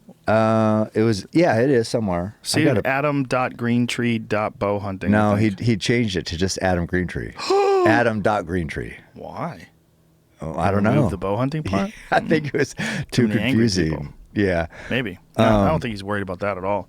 I don't know. Angry people? Boy, that guy seems immune to hate. Yeah, it's he's a great guy. He is. But he is sensitive too. I mean, that's what I'm saying. It's not like we're just cold-blooded killers. Right. You know what I mean? There's one time we didn't have an argument, but I didn't believe him about something. And he was so upset.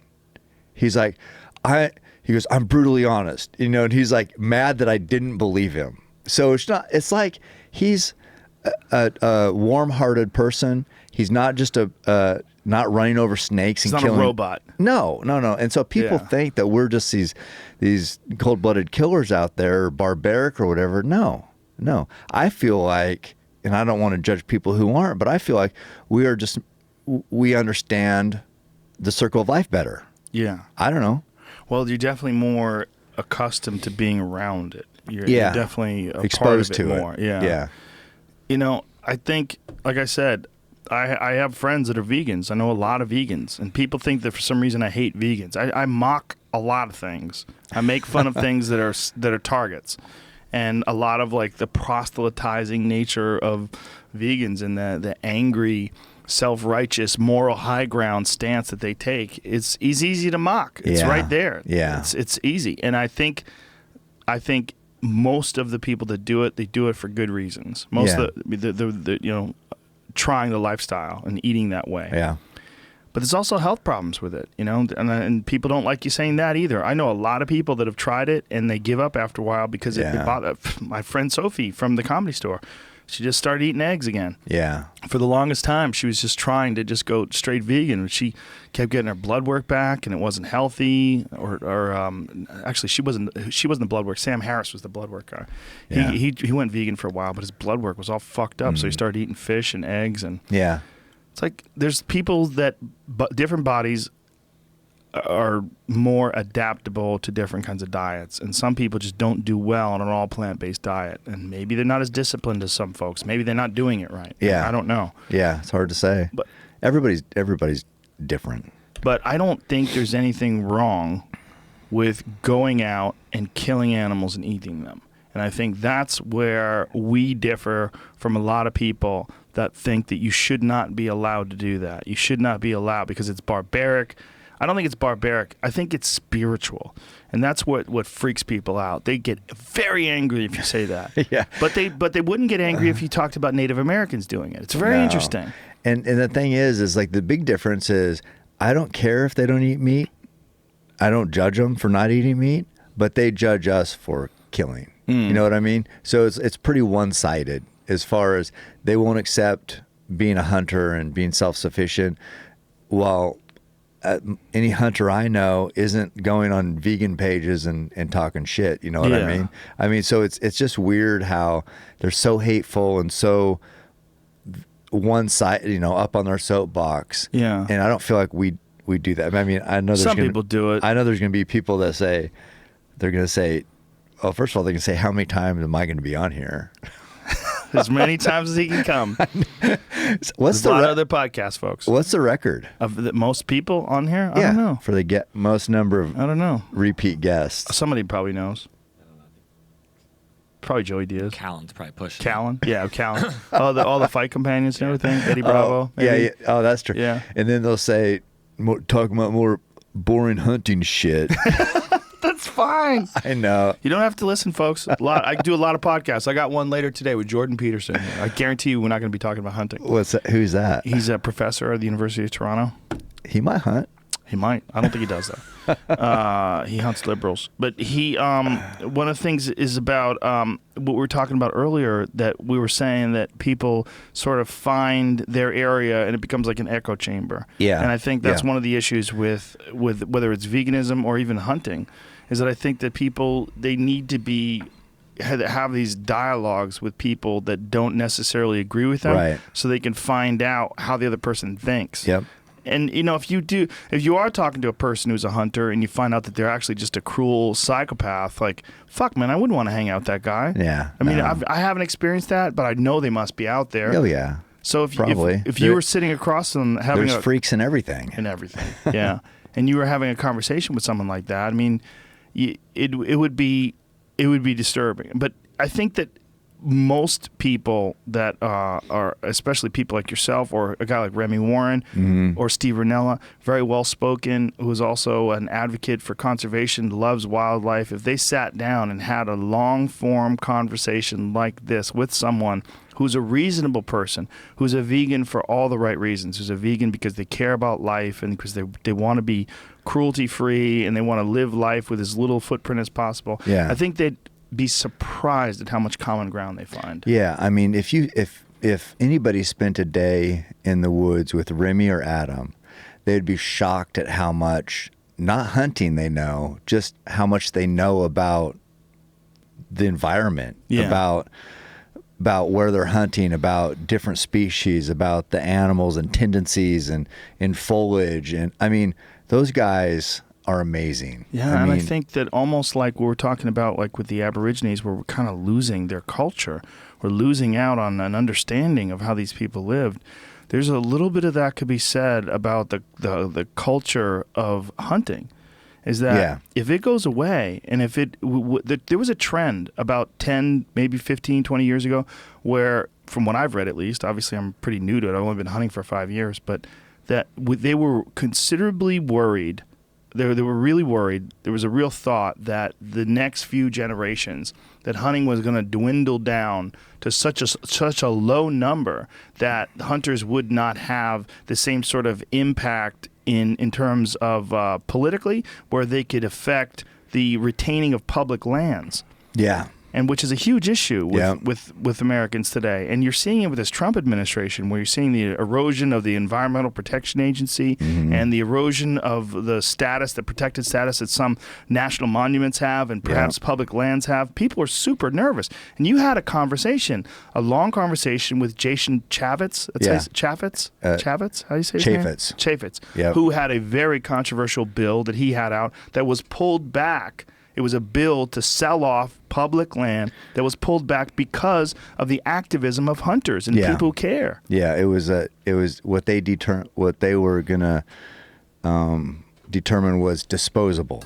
Yeah, 3 million acres of disposable land. That was HR 621, and then there's HR 622 also. So there's two of them, kind of back to back, different. 622 just took away the law enforcement on public lands, which and they wanted to take it from the federal government and give it to the state, which people think that that's just a way where the states can say, well, we can't afford it, so we're going to have to sell this public land. Exactly. Because it's a resource, and the states have to balance their budget every year. Federal government doesn't. So if the state has to balance its budget and it's not penciling out, and they can sell X amount of acres and that's going to help, they're going to do that. That's all there's to it. So, that is. There's also wildfire protection. Oh, yeah. I mean there's a bunch of issues. Fighting wildfires it's a federal issue. But if it's private land, if the state sells it, all that shit's gone. Yeah. There's no more federal protection. Yeah, and you look at. I don't know. It's that's a big one, and so sportsmen's really stepped up, and that was through social media. How they can now, we have more of a voice than we've ever had. Before it was just these politicians making decisions, and us little people didn't really have a say. Now we have a say. I mean, Jason Chaffetz, you'd think, well, why would he care? You'd look at his Instagram page. He might have, I don't think he has 20,000, whereas we have pretty big numbers, especially you. So if you mention something about it, he gets overwhelmed with, hey, are you looking out for us? Are you doing the right thing by us? We won't vote you in next time. And so then it makes those guys think, holy shit. Well, did you see his town hall meeting? Yeah. It's crazy. Yeah. It's all sportsmen and sportswomen showed up, and all people that care about public lands, and they went crazy. Yeah, I kind of a rope. I had mixed feelings on that, because the yelling and stuff doesn't. At least it sends a very clear message that people are upset. It doesn't accomplish much as far as there, but yeah, it sends a message for sure. Yeah, it's a danger, and he's not going to be a politician anymore. No, I know. He's resigning. And I don't know, I'm not sure, I haven't, I see every once in a while he likes some of my stuff, so it's like. I hear he's going into male prostitution. That's what I heard. Is that true, Jamie? Can you Google that? I just made that up. I know. Jason, if you're listening, I'm a comedian, and I'm sorry. No. Don't sue me. He seemed like just a super nice guy, but he's a politician. And I told him, I said, at least he was. I go, listen, you're the first politician I've ever met. And he's like, oh, you've lived a charmed life. Puzzled by Representative Chaffetz's decision to quit Congress. Well, I bet it's that fucking going to that town hall and having all those people screaming at him, probably thinking, what am I doing? Well, he's, like I said, he seemed nice, but maybe that politicians have to be personable. That's how they get elected. Of course. You ever watch House of Cards? No, I haven't. Good show. You should watch it. Yeah, it'll freak you the fuck out. If it's really like that, you should be scared. We should all be scared. So I'd like to learn more. I haven't asked him, what's going on or whatever, but yeah, I mean, I liked the fact that he at least took time out to talk about it, instead of just, and I'm not sure why he did, but I appreciated the fact that he did. Well, he's an interesting guy because he saves money for the people by sleeping in his office. He has a cot in his office that he sleeps in to save money on hotel rooms for the people. So it's like, it's not like he's a total piece of shit. No. I didn't get that feeling. But Ranella has a very bad opinion of him based on his record with defending public land. Right. And Ranella thinks that he does not understand the significance of these decisions. Right. These decisions are a step in the wrong direction that will snowball out of control and will eventually lead to privatizing of public lands and the loss of the access to them by the American people that, was all set aside by Teddy Roosevelt and all those people that had such great insight and foresight back in the day. Yeah. And that's, that was the worry with, he says, well, no, I'm just taking the law enforcement away from these lands or not taking it away, but giving it to the state. And like I said, with the whole budget thing, so people were thinking that when they don't have enough money, not just for the law enforcement, but for enforcing illegal timber harvests and dumping trash. Right. And so when all that happens, that lessens the value of the land. So when the value of the land is lessened, then it's just like, okay, whatever, this is a garbage dump anyway. Right. So it makes it easier. So they thought that was just a step in the transition of taking that away from public land and privatizing it. So that's Ranella's opinion. And maybe it was. I don't know. Well, Jason seemed like a very nice guy when you were interviewing him. Yeah. I don't know enough about that particular issue. But when you talk to a guy like Ranella, who is deeply invested in it and very well read on it, he is of the opinion 100% that it's an incredibly negative idea. Yeah. Both HR 621, which is gone, and 622, which he thinks is equally negative, and he thinks it's essentially like a Trojan horse. Right. And I told him, that's what I said too, is I said, sportsmen don't support 622 either. Do girls get mad when you call it sportsmen? Probably. Is there another word? Outdoors people? I don't Sports know. people? You can't say sports people. You're like, what, lacrosse players? Like, I'm what so are they? sick of that. Are you? It's because you're a man. Your male privilege is showing. Son of a bitch. I thought it was white dare you. privilege. That too. Oh. You got to have it all. American privilege, white privilege, cisgender privilege. Peanut butter and jelly, racist. Yeah, peanut butter and jelly is racist. Tate Fletcher had that on. I didn't even know what that was about. All I saw was your post and the headline. And I was just like, it didn't surprise me though. People think that peanut butter and jelly is racist. This is how deep it gets because white people eat peanut butter and jelly, whereas black people don't necessarily eat peanut butter and jelly. So to have peanut butter and jelly as a food choice in school for kids is racist because other ethnic groups don't necessarily eat peanut butter and jelly. What in the fuck? Well, first of all, who doesn't like peanut butter and jelly? Some communists, I think. Maybe Chinese folks. Child molesters. Maybe hunters probably don't. Yeah, that guy from that movie that molested that girl. Who? North Koreans, maybe? Maybe the most evil ones. Maybe they don't like peanut butter and jelly. Probably. Who fuck knows. I don't know. It's ridiculous. That's a delicious food choice. People are just working too hard to be offended. You're exactly 100% correct right there. People are working too hard to be offended. Yeah. Yeah. There's a lot of folks out there that are just looking for something to get ticked off at. It's too easy. It's too easy to get by. And I think that's also something that happens when life is too fucking easy. Yeah. There's not enough struggle. Yeah. We were talking about kids and about putting your kids through difficult things so that they understand accomplishing goals and they understand how things aren't easy. You have to struggle through stuff and how it's hard today because you're doing well, I'm doing well, our kids are fine. Yeah. They don't have to worry about where food's coming from. No. It's going to be there. You open the fridge, there's the food. Yeah. So you have to figure out okay, how do you get this kid to understand and appreciate the value of a difficult task, overcoming that difficult task and feeling that good feeling that you have of building character and knowing, I can push through something like you had to do during that tough hunt. Very difficult, questioning yourself, then finally success. And then you have that good feeling, the good feeling of success and of accomplishment and of realizing that you will fight those demons in your mind and that you will stay the course and keep hammering, as it were, and get through on the other end with success. Yeah. And you've done it before, and even though you've been doing it for fucking decades, those questions still come to your mind. That's for me personally, that's why I work as hard as I do, just because you get wake-up calls like that, and you're just like, okay, I got to be on my A game. Well, it's one of the reasons why I like doing really difficult things, which leads me to what you've got me into is running. Yeah. I've been fucking running lately. I run all the time now, man. I run fucking hills. It's crazy. I run hills. I put a backpack on with a weight plate on. I fucking walk hills. I'm like, what am I doing? So how often are you running? Several days a week. Really? Yeah, depending on whether or not I'm home. Like that route that we did? Yep. Okay. I do that route, and I also do that steep hill near my house. Yeah. I do that. There's a couple different routes that I go. How's it? I mean, is it easier than... Easier, but it still sucks a fat dick. That's the problem. That's what I was about to say. That's running. Hey, that could be a shirt. Running sucks a fat dick. But I love it. Whoops.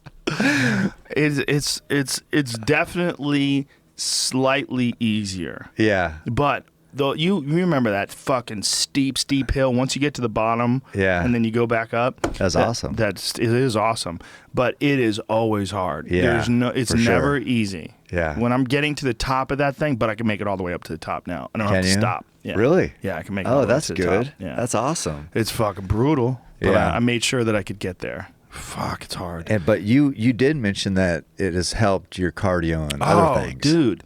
Well, that's one thing that I noticed. Like I didn't kickbox for a couple of weeks because I'd been too busy doing other stuff, and I wanted to keep with the running because I was getting some accomplishment. I was getting some progress out of it. I was seeing progress, and then I started going back into some of my other workouts. It didn't affect my weightlifting at all, my kettlebell workouts at all. Yeah. But man, kickboxing, it really affected it. Yeah.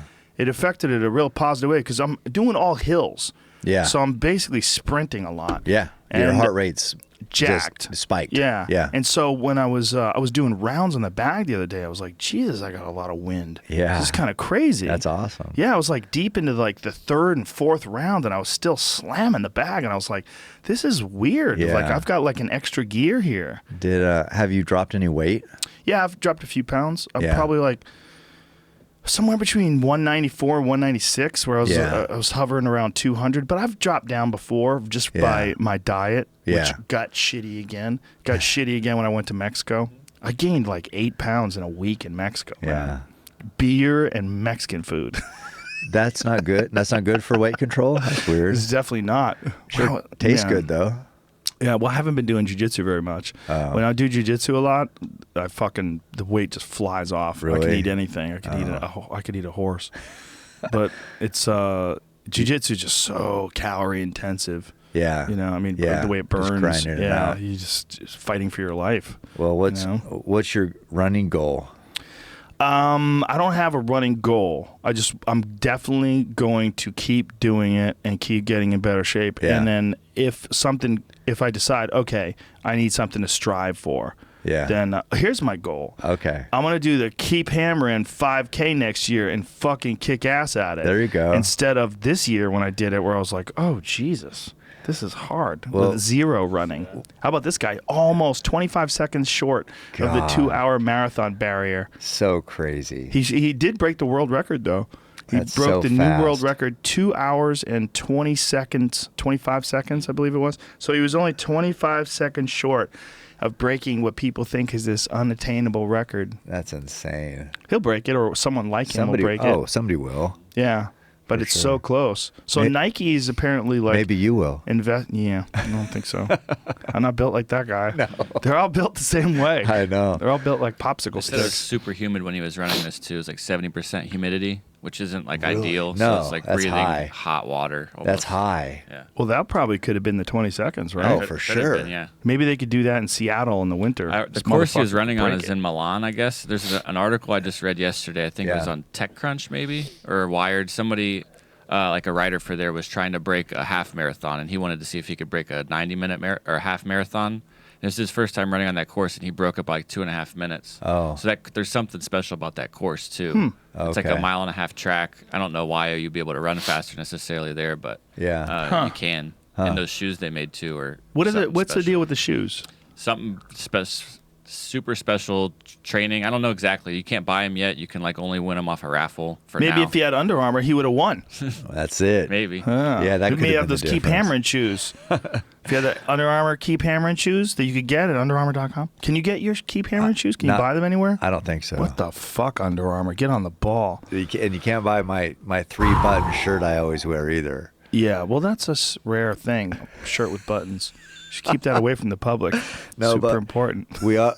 I don't know when it's going to be released, but the Cameron Haynes line is coming out. Yeah, the Cameron Haynes Under Armour UA Hunt line. Yeah, Right? yeah. So Awesome. And you're going to have a say in how it's designed. Oh and- yeah, it's awesome. The boots are amazing. Yeah? Yeah, Beautiful. boots, camo shorts, pants,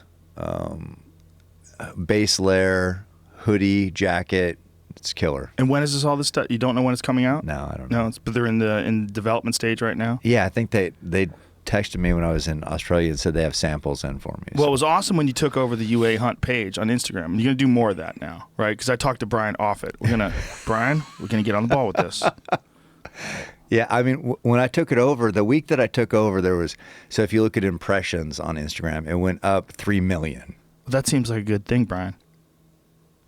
Isn't it? Are we waiting? We're waiting for a response. Looking at Brian Oh, Offit. what, here? Looking at him in the camera.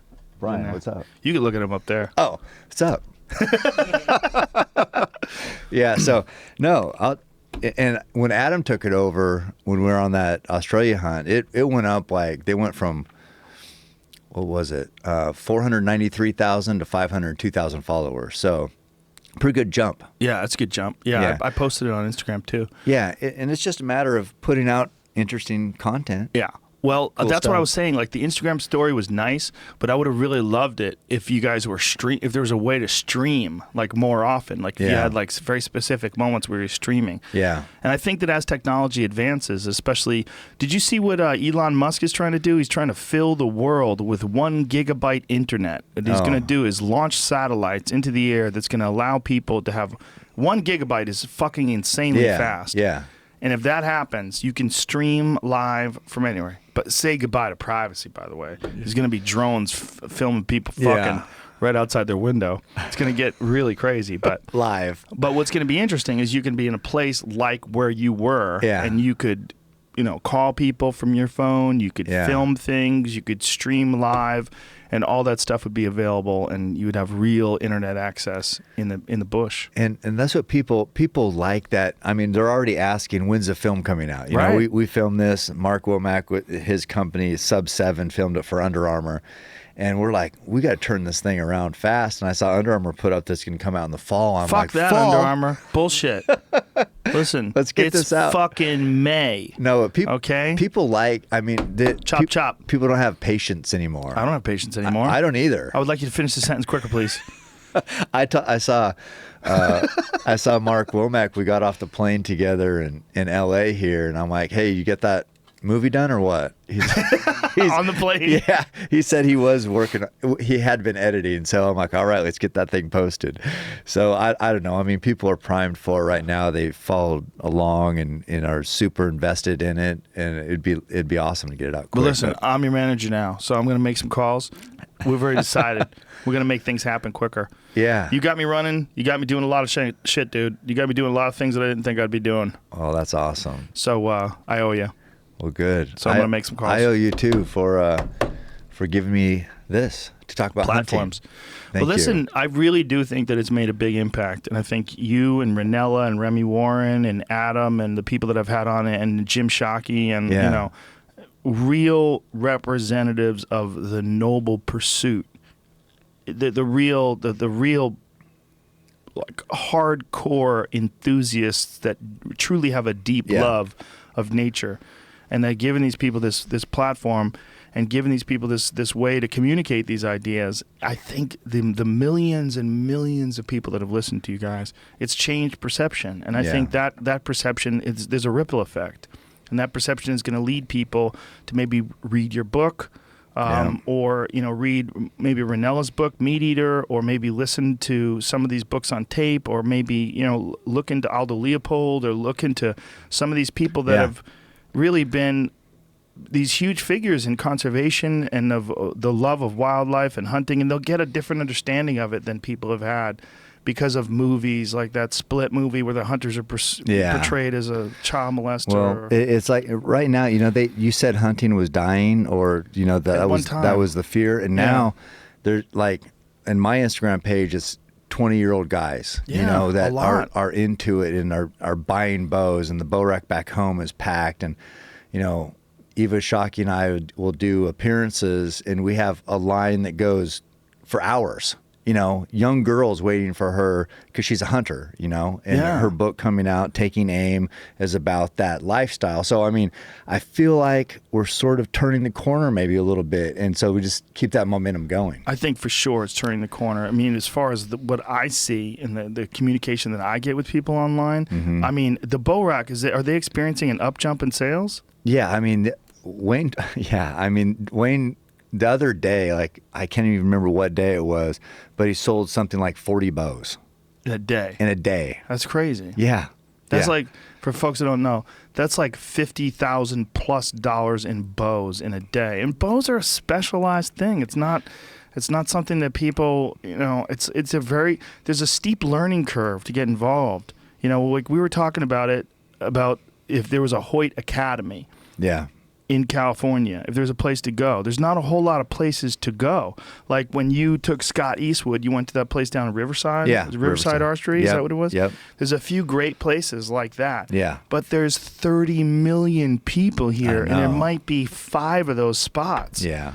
I would love it if Hoyt had a place where, or ideally they had more than one place, where people could go and you would get fitted. They would find out what's your proper draw length, what weight should you start at, what weight arrows should you start at. Someone could teach you what the proper form is, how to release an arrow correctly, and really understand. Even if someone never wants to hunt, just understand the meditative and beautiful effect of just launching an arrow at a target and have it hit that X. The Witchery of Archery. Witchery?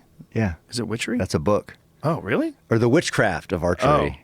Oh. Or Zen and the Art of Archery is a great book. I think that's a book, The Witchcraft of Archery. Can Is you it? look that up? I'm almost positive I read it. Really? Mm-hmm. Jamie, come on, help me out. You're leaving me hanging. I definitely... The Witchcraft of Archery. Is it? No? Yes. Nope. Yes. Come on. It's probably only one copy. Guy handed it to you. I'm going to look it up. I wrote this. Oh, you don't believe him. Wow. The Witchcraft of Archery. Here we go. Witchcraft of Archery. Witchcraft plus Archery. Classes, book. Oh, it's not looking good, Archery, is it? Witchcraft, pagan, witch, sports and the witch, spell work. Oh, no. Nope, not looking good. It's not looking The Witchcraft of Archers, according I to the famous... I read something like that. All right. Interesting. Okay, can we edit this part out? Nope. Just kidding. The sorcery of archery. Yeah, it's a beautiful discipline. I mean, even if someone never chooses, and honestly, if you really want to get into hunting, just straight up hunting, you probably should start with a rifle anyway. It's a far easier way to do it. No. Don't say that. Or wear earplugs if you do it. You don't want to blow your ears out. Yeah, for That's sure. Another problem that I'm running into is a lot of people who have been hunting for a good portion of their life have bad hearing.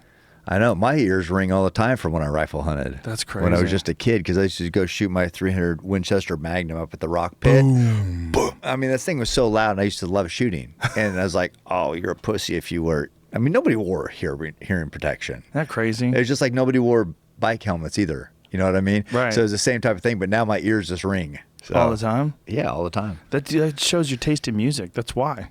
Why? That's why I listen to some of your Instagram stories. Listen to the music you're listening to. I'm like, Jesus Christ. No, that's his good ears music. are ringing. When your ears are ringing, it sounds better. Like what, the country or the rap or what? Some of the rap you're listening to. No, the rap is good. Me and Adam listened. We drove to Sydney for 2 hours, and I think we listened to Kendrick Lamar, his new song, like probably 20 times. Wow, in a row? Yes. Did you guys like sing the words along and like look out Sort the of. window? We still don't did you really say even any know- N-words? Did you say sing along with the N-word, or do you guys get silent during that part? It's just kind of. That is a funny thing, man, with white people. Like, what are we Yeah. supposed to do? What are we supposed to do when it gets to that part of the song? I know. Huh? It's called "Be Humble." Oh, be humble. That's a song. Yes. No, that's a song. Oh, Be humble. And then be humble too when the N-word comes up. Just those that- real eyes. Yeah, it's actually "Be humble, bitch, be humble." Oh, really? Yeah, Oh, it's a good one. that's a mixed message. Do you know that one, Jamie? Yeah. I was gonna ask you how they like that new album down in Australia. With the Kendrick Yeah, Lamar? the new Kendrick. Yeah. Yeah. Did he know about it until you brought it up to him? Well, no, he made fun of me always putting my music on the Insta story. That you but use rap a lot? No, You like but- a lot of rap, though. Yeah, and country. That's Yeah. kind of what I listen to. But then he had this song. And I'm like, okay, hey, where the hell do you think you learned this song from? From me. And what did he say? I don't know. Made something up. Yeah. Probably lied. Are there any Australian rappers? I think there are. Not that anybody knows, but I remember we had the radio on down there, and there was some rap on there that I had no idea what it was. So it has to be from there. Well, there's so many different rappers now, though. There's no way you could know all the stuff. It's like we've reached a weird saturation point with music where there is no God. I mean, every year they're coming out with new music. Yeah, I know, but I mean, you get used to certain sounds or certain styles, and this was like something I had never. I've listened to a lot. I was in Brazil. You were in Brazil with me. Yeah. But one time when I was in Brazil, I was listening to some rap music, some Brazilian rap. I was like, this is badass. Yeah. I hope what they're saying isn't stupid because I don't understand Sounds Portuguese, good. but it sounds badass. Yeah. Yeah. It's a great, I think it would be great to work out to. Yeah. You don't know what, it's not as distracting. Right. You know, like if their lyrics are corny. Yeah. Yeah. I don't know. But I think there is Australian rap, but it's not Kendrick Lamar. Be humble. Iggy Azalea is the right now most Yeah. famous one, but But Iggy Azalea, she's from there? She's from Australia? Oh. She's white. White privilege. Don't they have any black people over there? They do, right? But expats. American expats sneak over there. Yeah. I'm not sure. Okay.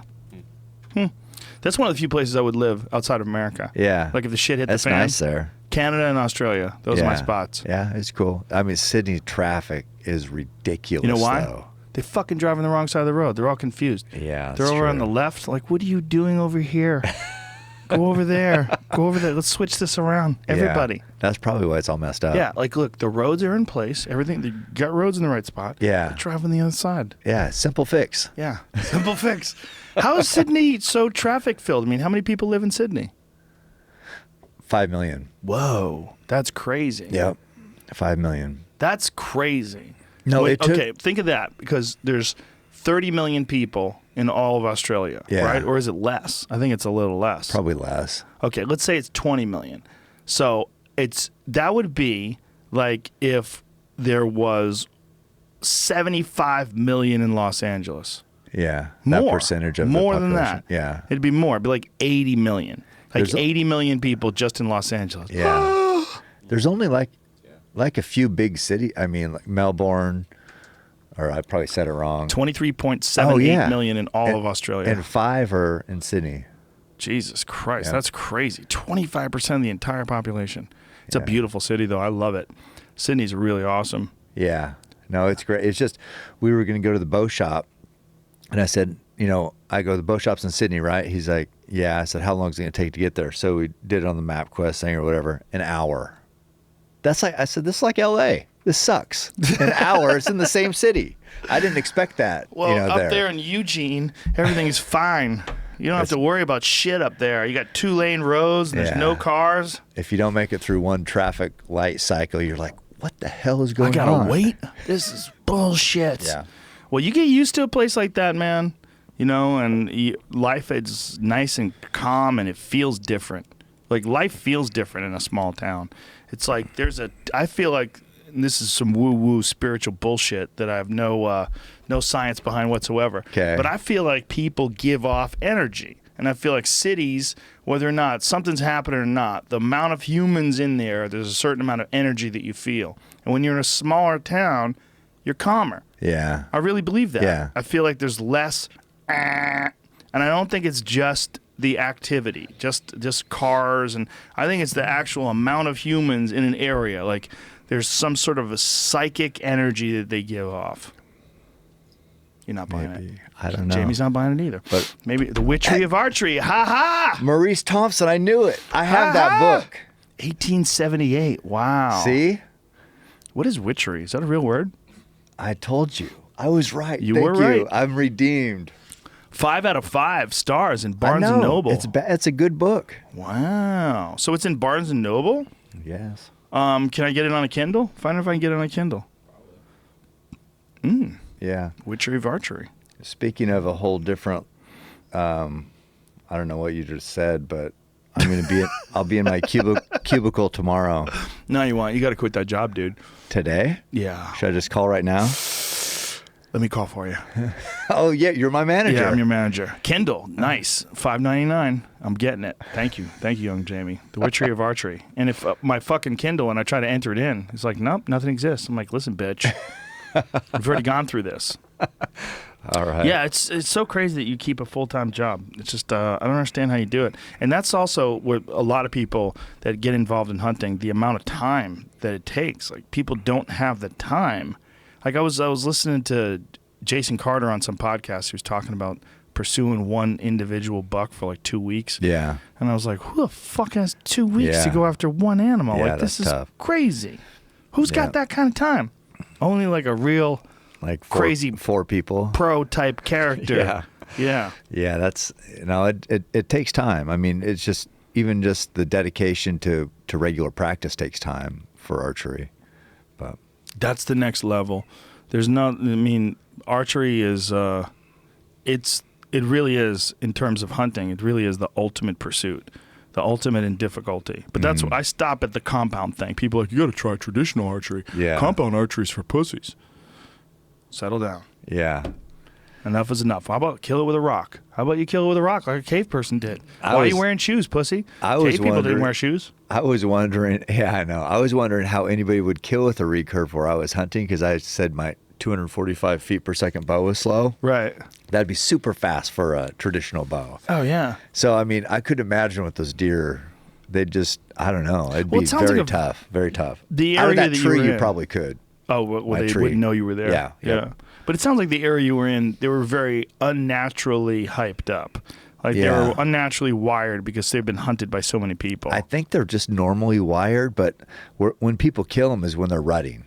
You know, and so they're Right. distracted because it's a breeding season. Yeah. So this is post rut. Those bucks are not even with does at all, and they're just tuned in. Yeah. But during the rut, it would be easier. It'd just be like hunting elk during the rut as opposed to not. Or hunting a dude at a club with a boner. Right? People get distracted. I've never hunted a dude with a boner. I'm glad. I'm glad to hear that. I was wondering. I have questions. And sometimes I beat around the bush to get to the answer. Oh, I It's got like, I was wondering. I got what you're Yeah. doing right there. Yeah, it is it's funny how these different animals have like different seasons that they come into. Like the idea that only one time a year they breed. Like they're a mammal. It's not Yeah. like a dog. Like dogs want to fuck all the time. Yeah. But like deer, one time a year. Yeah, Everything for a starts month. popping. Nature says, listen, this is how it works. You want to have a baby in the spring. So the way to do this, you got to do it in the fall. Yeah. Okay, in the fall, you got to get cracking. And then she's got to take some time to cook up that baby and drop Yeah. that baby in the spring. And Life's then, good. But it's bizarre. Yeah, there's actually some bucks that they call it croaking, which is grunting, because they weren't really the full rut, but some does that didn't get bred the first season, if they don't get bred, they come back into heat. So we call them second cycle does.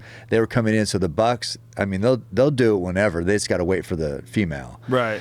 So the bucks were actually still sort of rutting a little bit. We heard some croaking. So But it that was just just for wasn't full on. No, there's just a few does that hadn't been bred. Well, that's one of the coolest things about elk hunting. There's nothing like the rut. When you hear elk screaming, like if the people have never experienced that before, even if you have no desire to hunt, please go to a place where elk live during the rut just to hear it, because it is insane. So wild. Yeah. They're so loud, and the sound sounds like something from the Lord of the Rings. Yeah. Doesn't even seem real. And you're going to be in Utah this year. Oh, yeah. Remember that? We're going to Utah. I'm very excited. Yeah, well, we're definitely going to film some stuff there. Yeah. We're definitely going to film some stuff. We'll do some Instagram stories. We'll definitely get some footage. And we're definitely, I mean, we got some footage from last year when you and I were in Tejon Ranch that I put up on Instagram, some elk screaming. But we were pretty far away. Yeah, we were a couple hundred yards away, and it's wide open. Yeah. Whereas Utah is a little bit more wooded, and we'll try to get a little bit closer. Yeah, those bulls will be coming close. I'm very excited. Oh, I can't wait either. I can't wait just to see you. I can't wait. Yeah. Yeah, I mean, thanks for introducing me to this, man. It's changed my life. It really has. Well, it's been great to share it with you. And it's been great to have you on to share it with other people and just share not just that, but your entire disciplined approach to this whole lifestyle that you live. I think it's very inspiring to people. I think it's very important. And you're a shining beacon out there, Cameron Haynes. So keep hammering, as it were. And your podcast, keep hammering. We've got a new episode that you just gave to Jamie, so it'll be up today. Jamie's going to post it today. Young Jamie's on the ball. Yes. All right, ladies and gentlemen, we'll be back at 1:30 p.m. with Jordan Peterson, and I'm fixing to go check out the new studio. We're signing a lease today, folks. It's popping. We're very excited. I'm going to show Cam, too. Sweet. All right, we'll be back soon, and yeah, that's it. See you soon. Oh.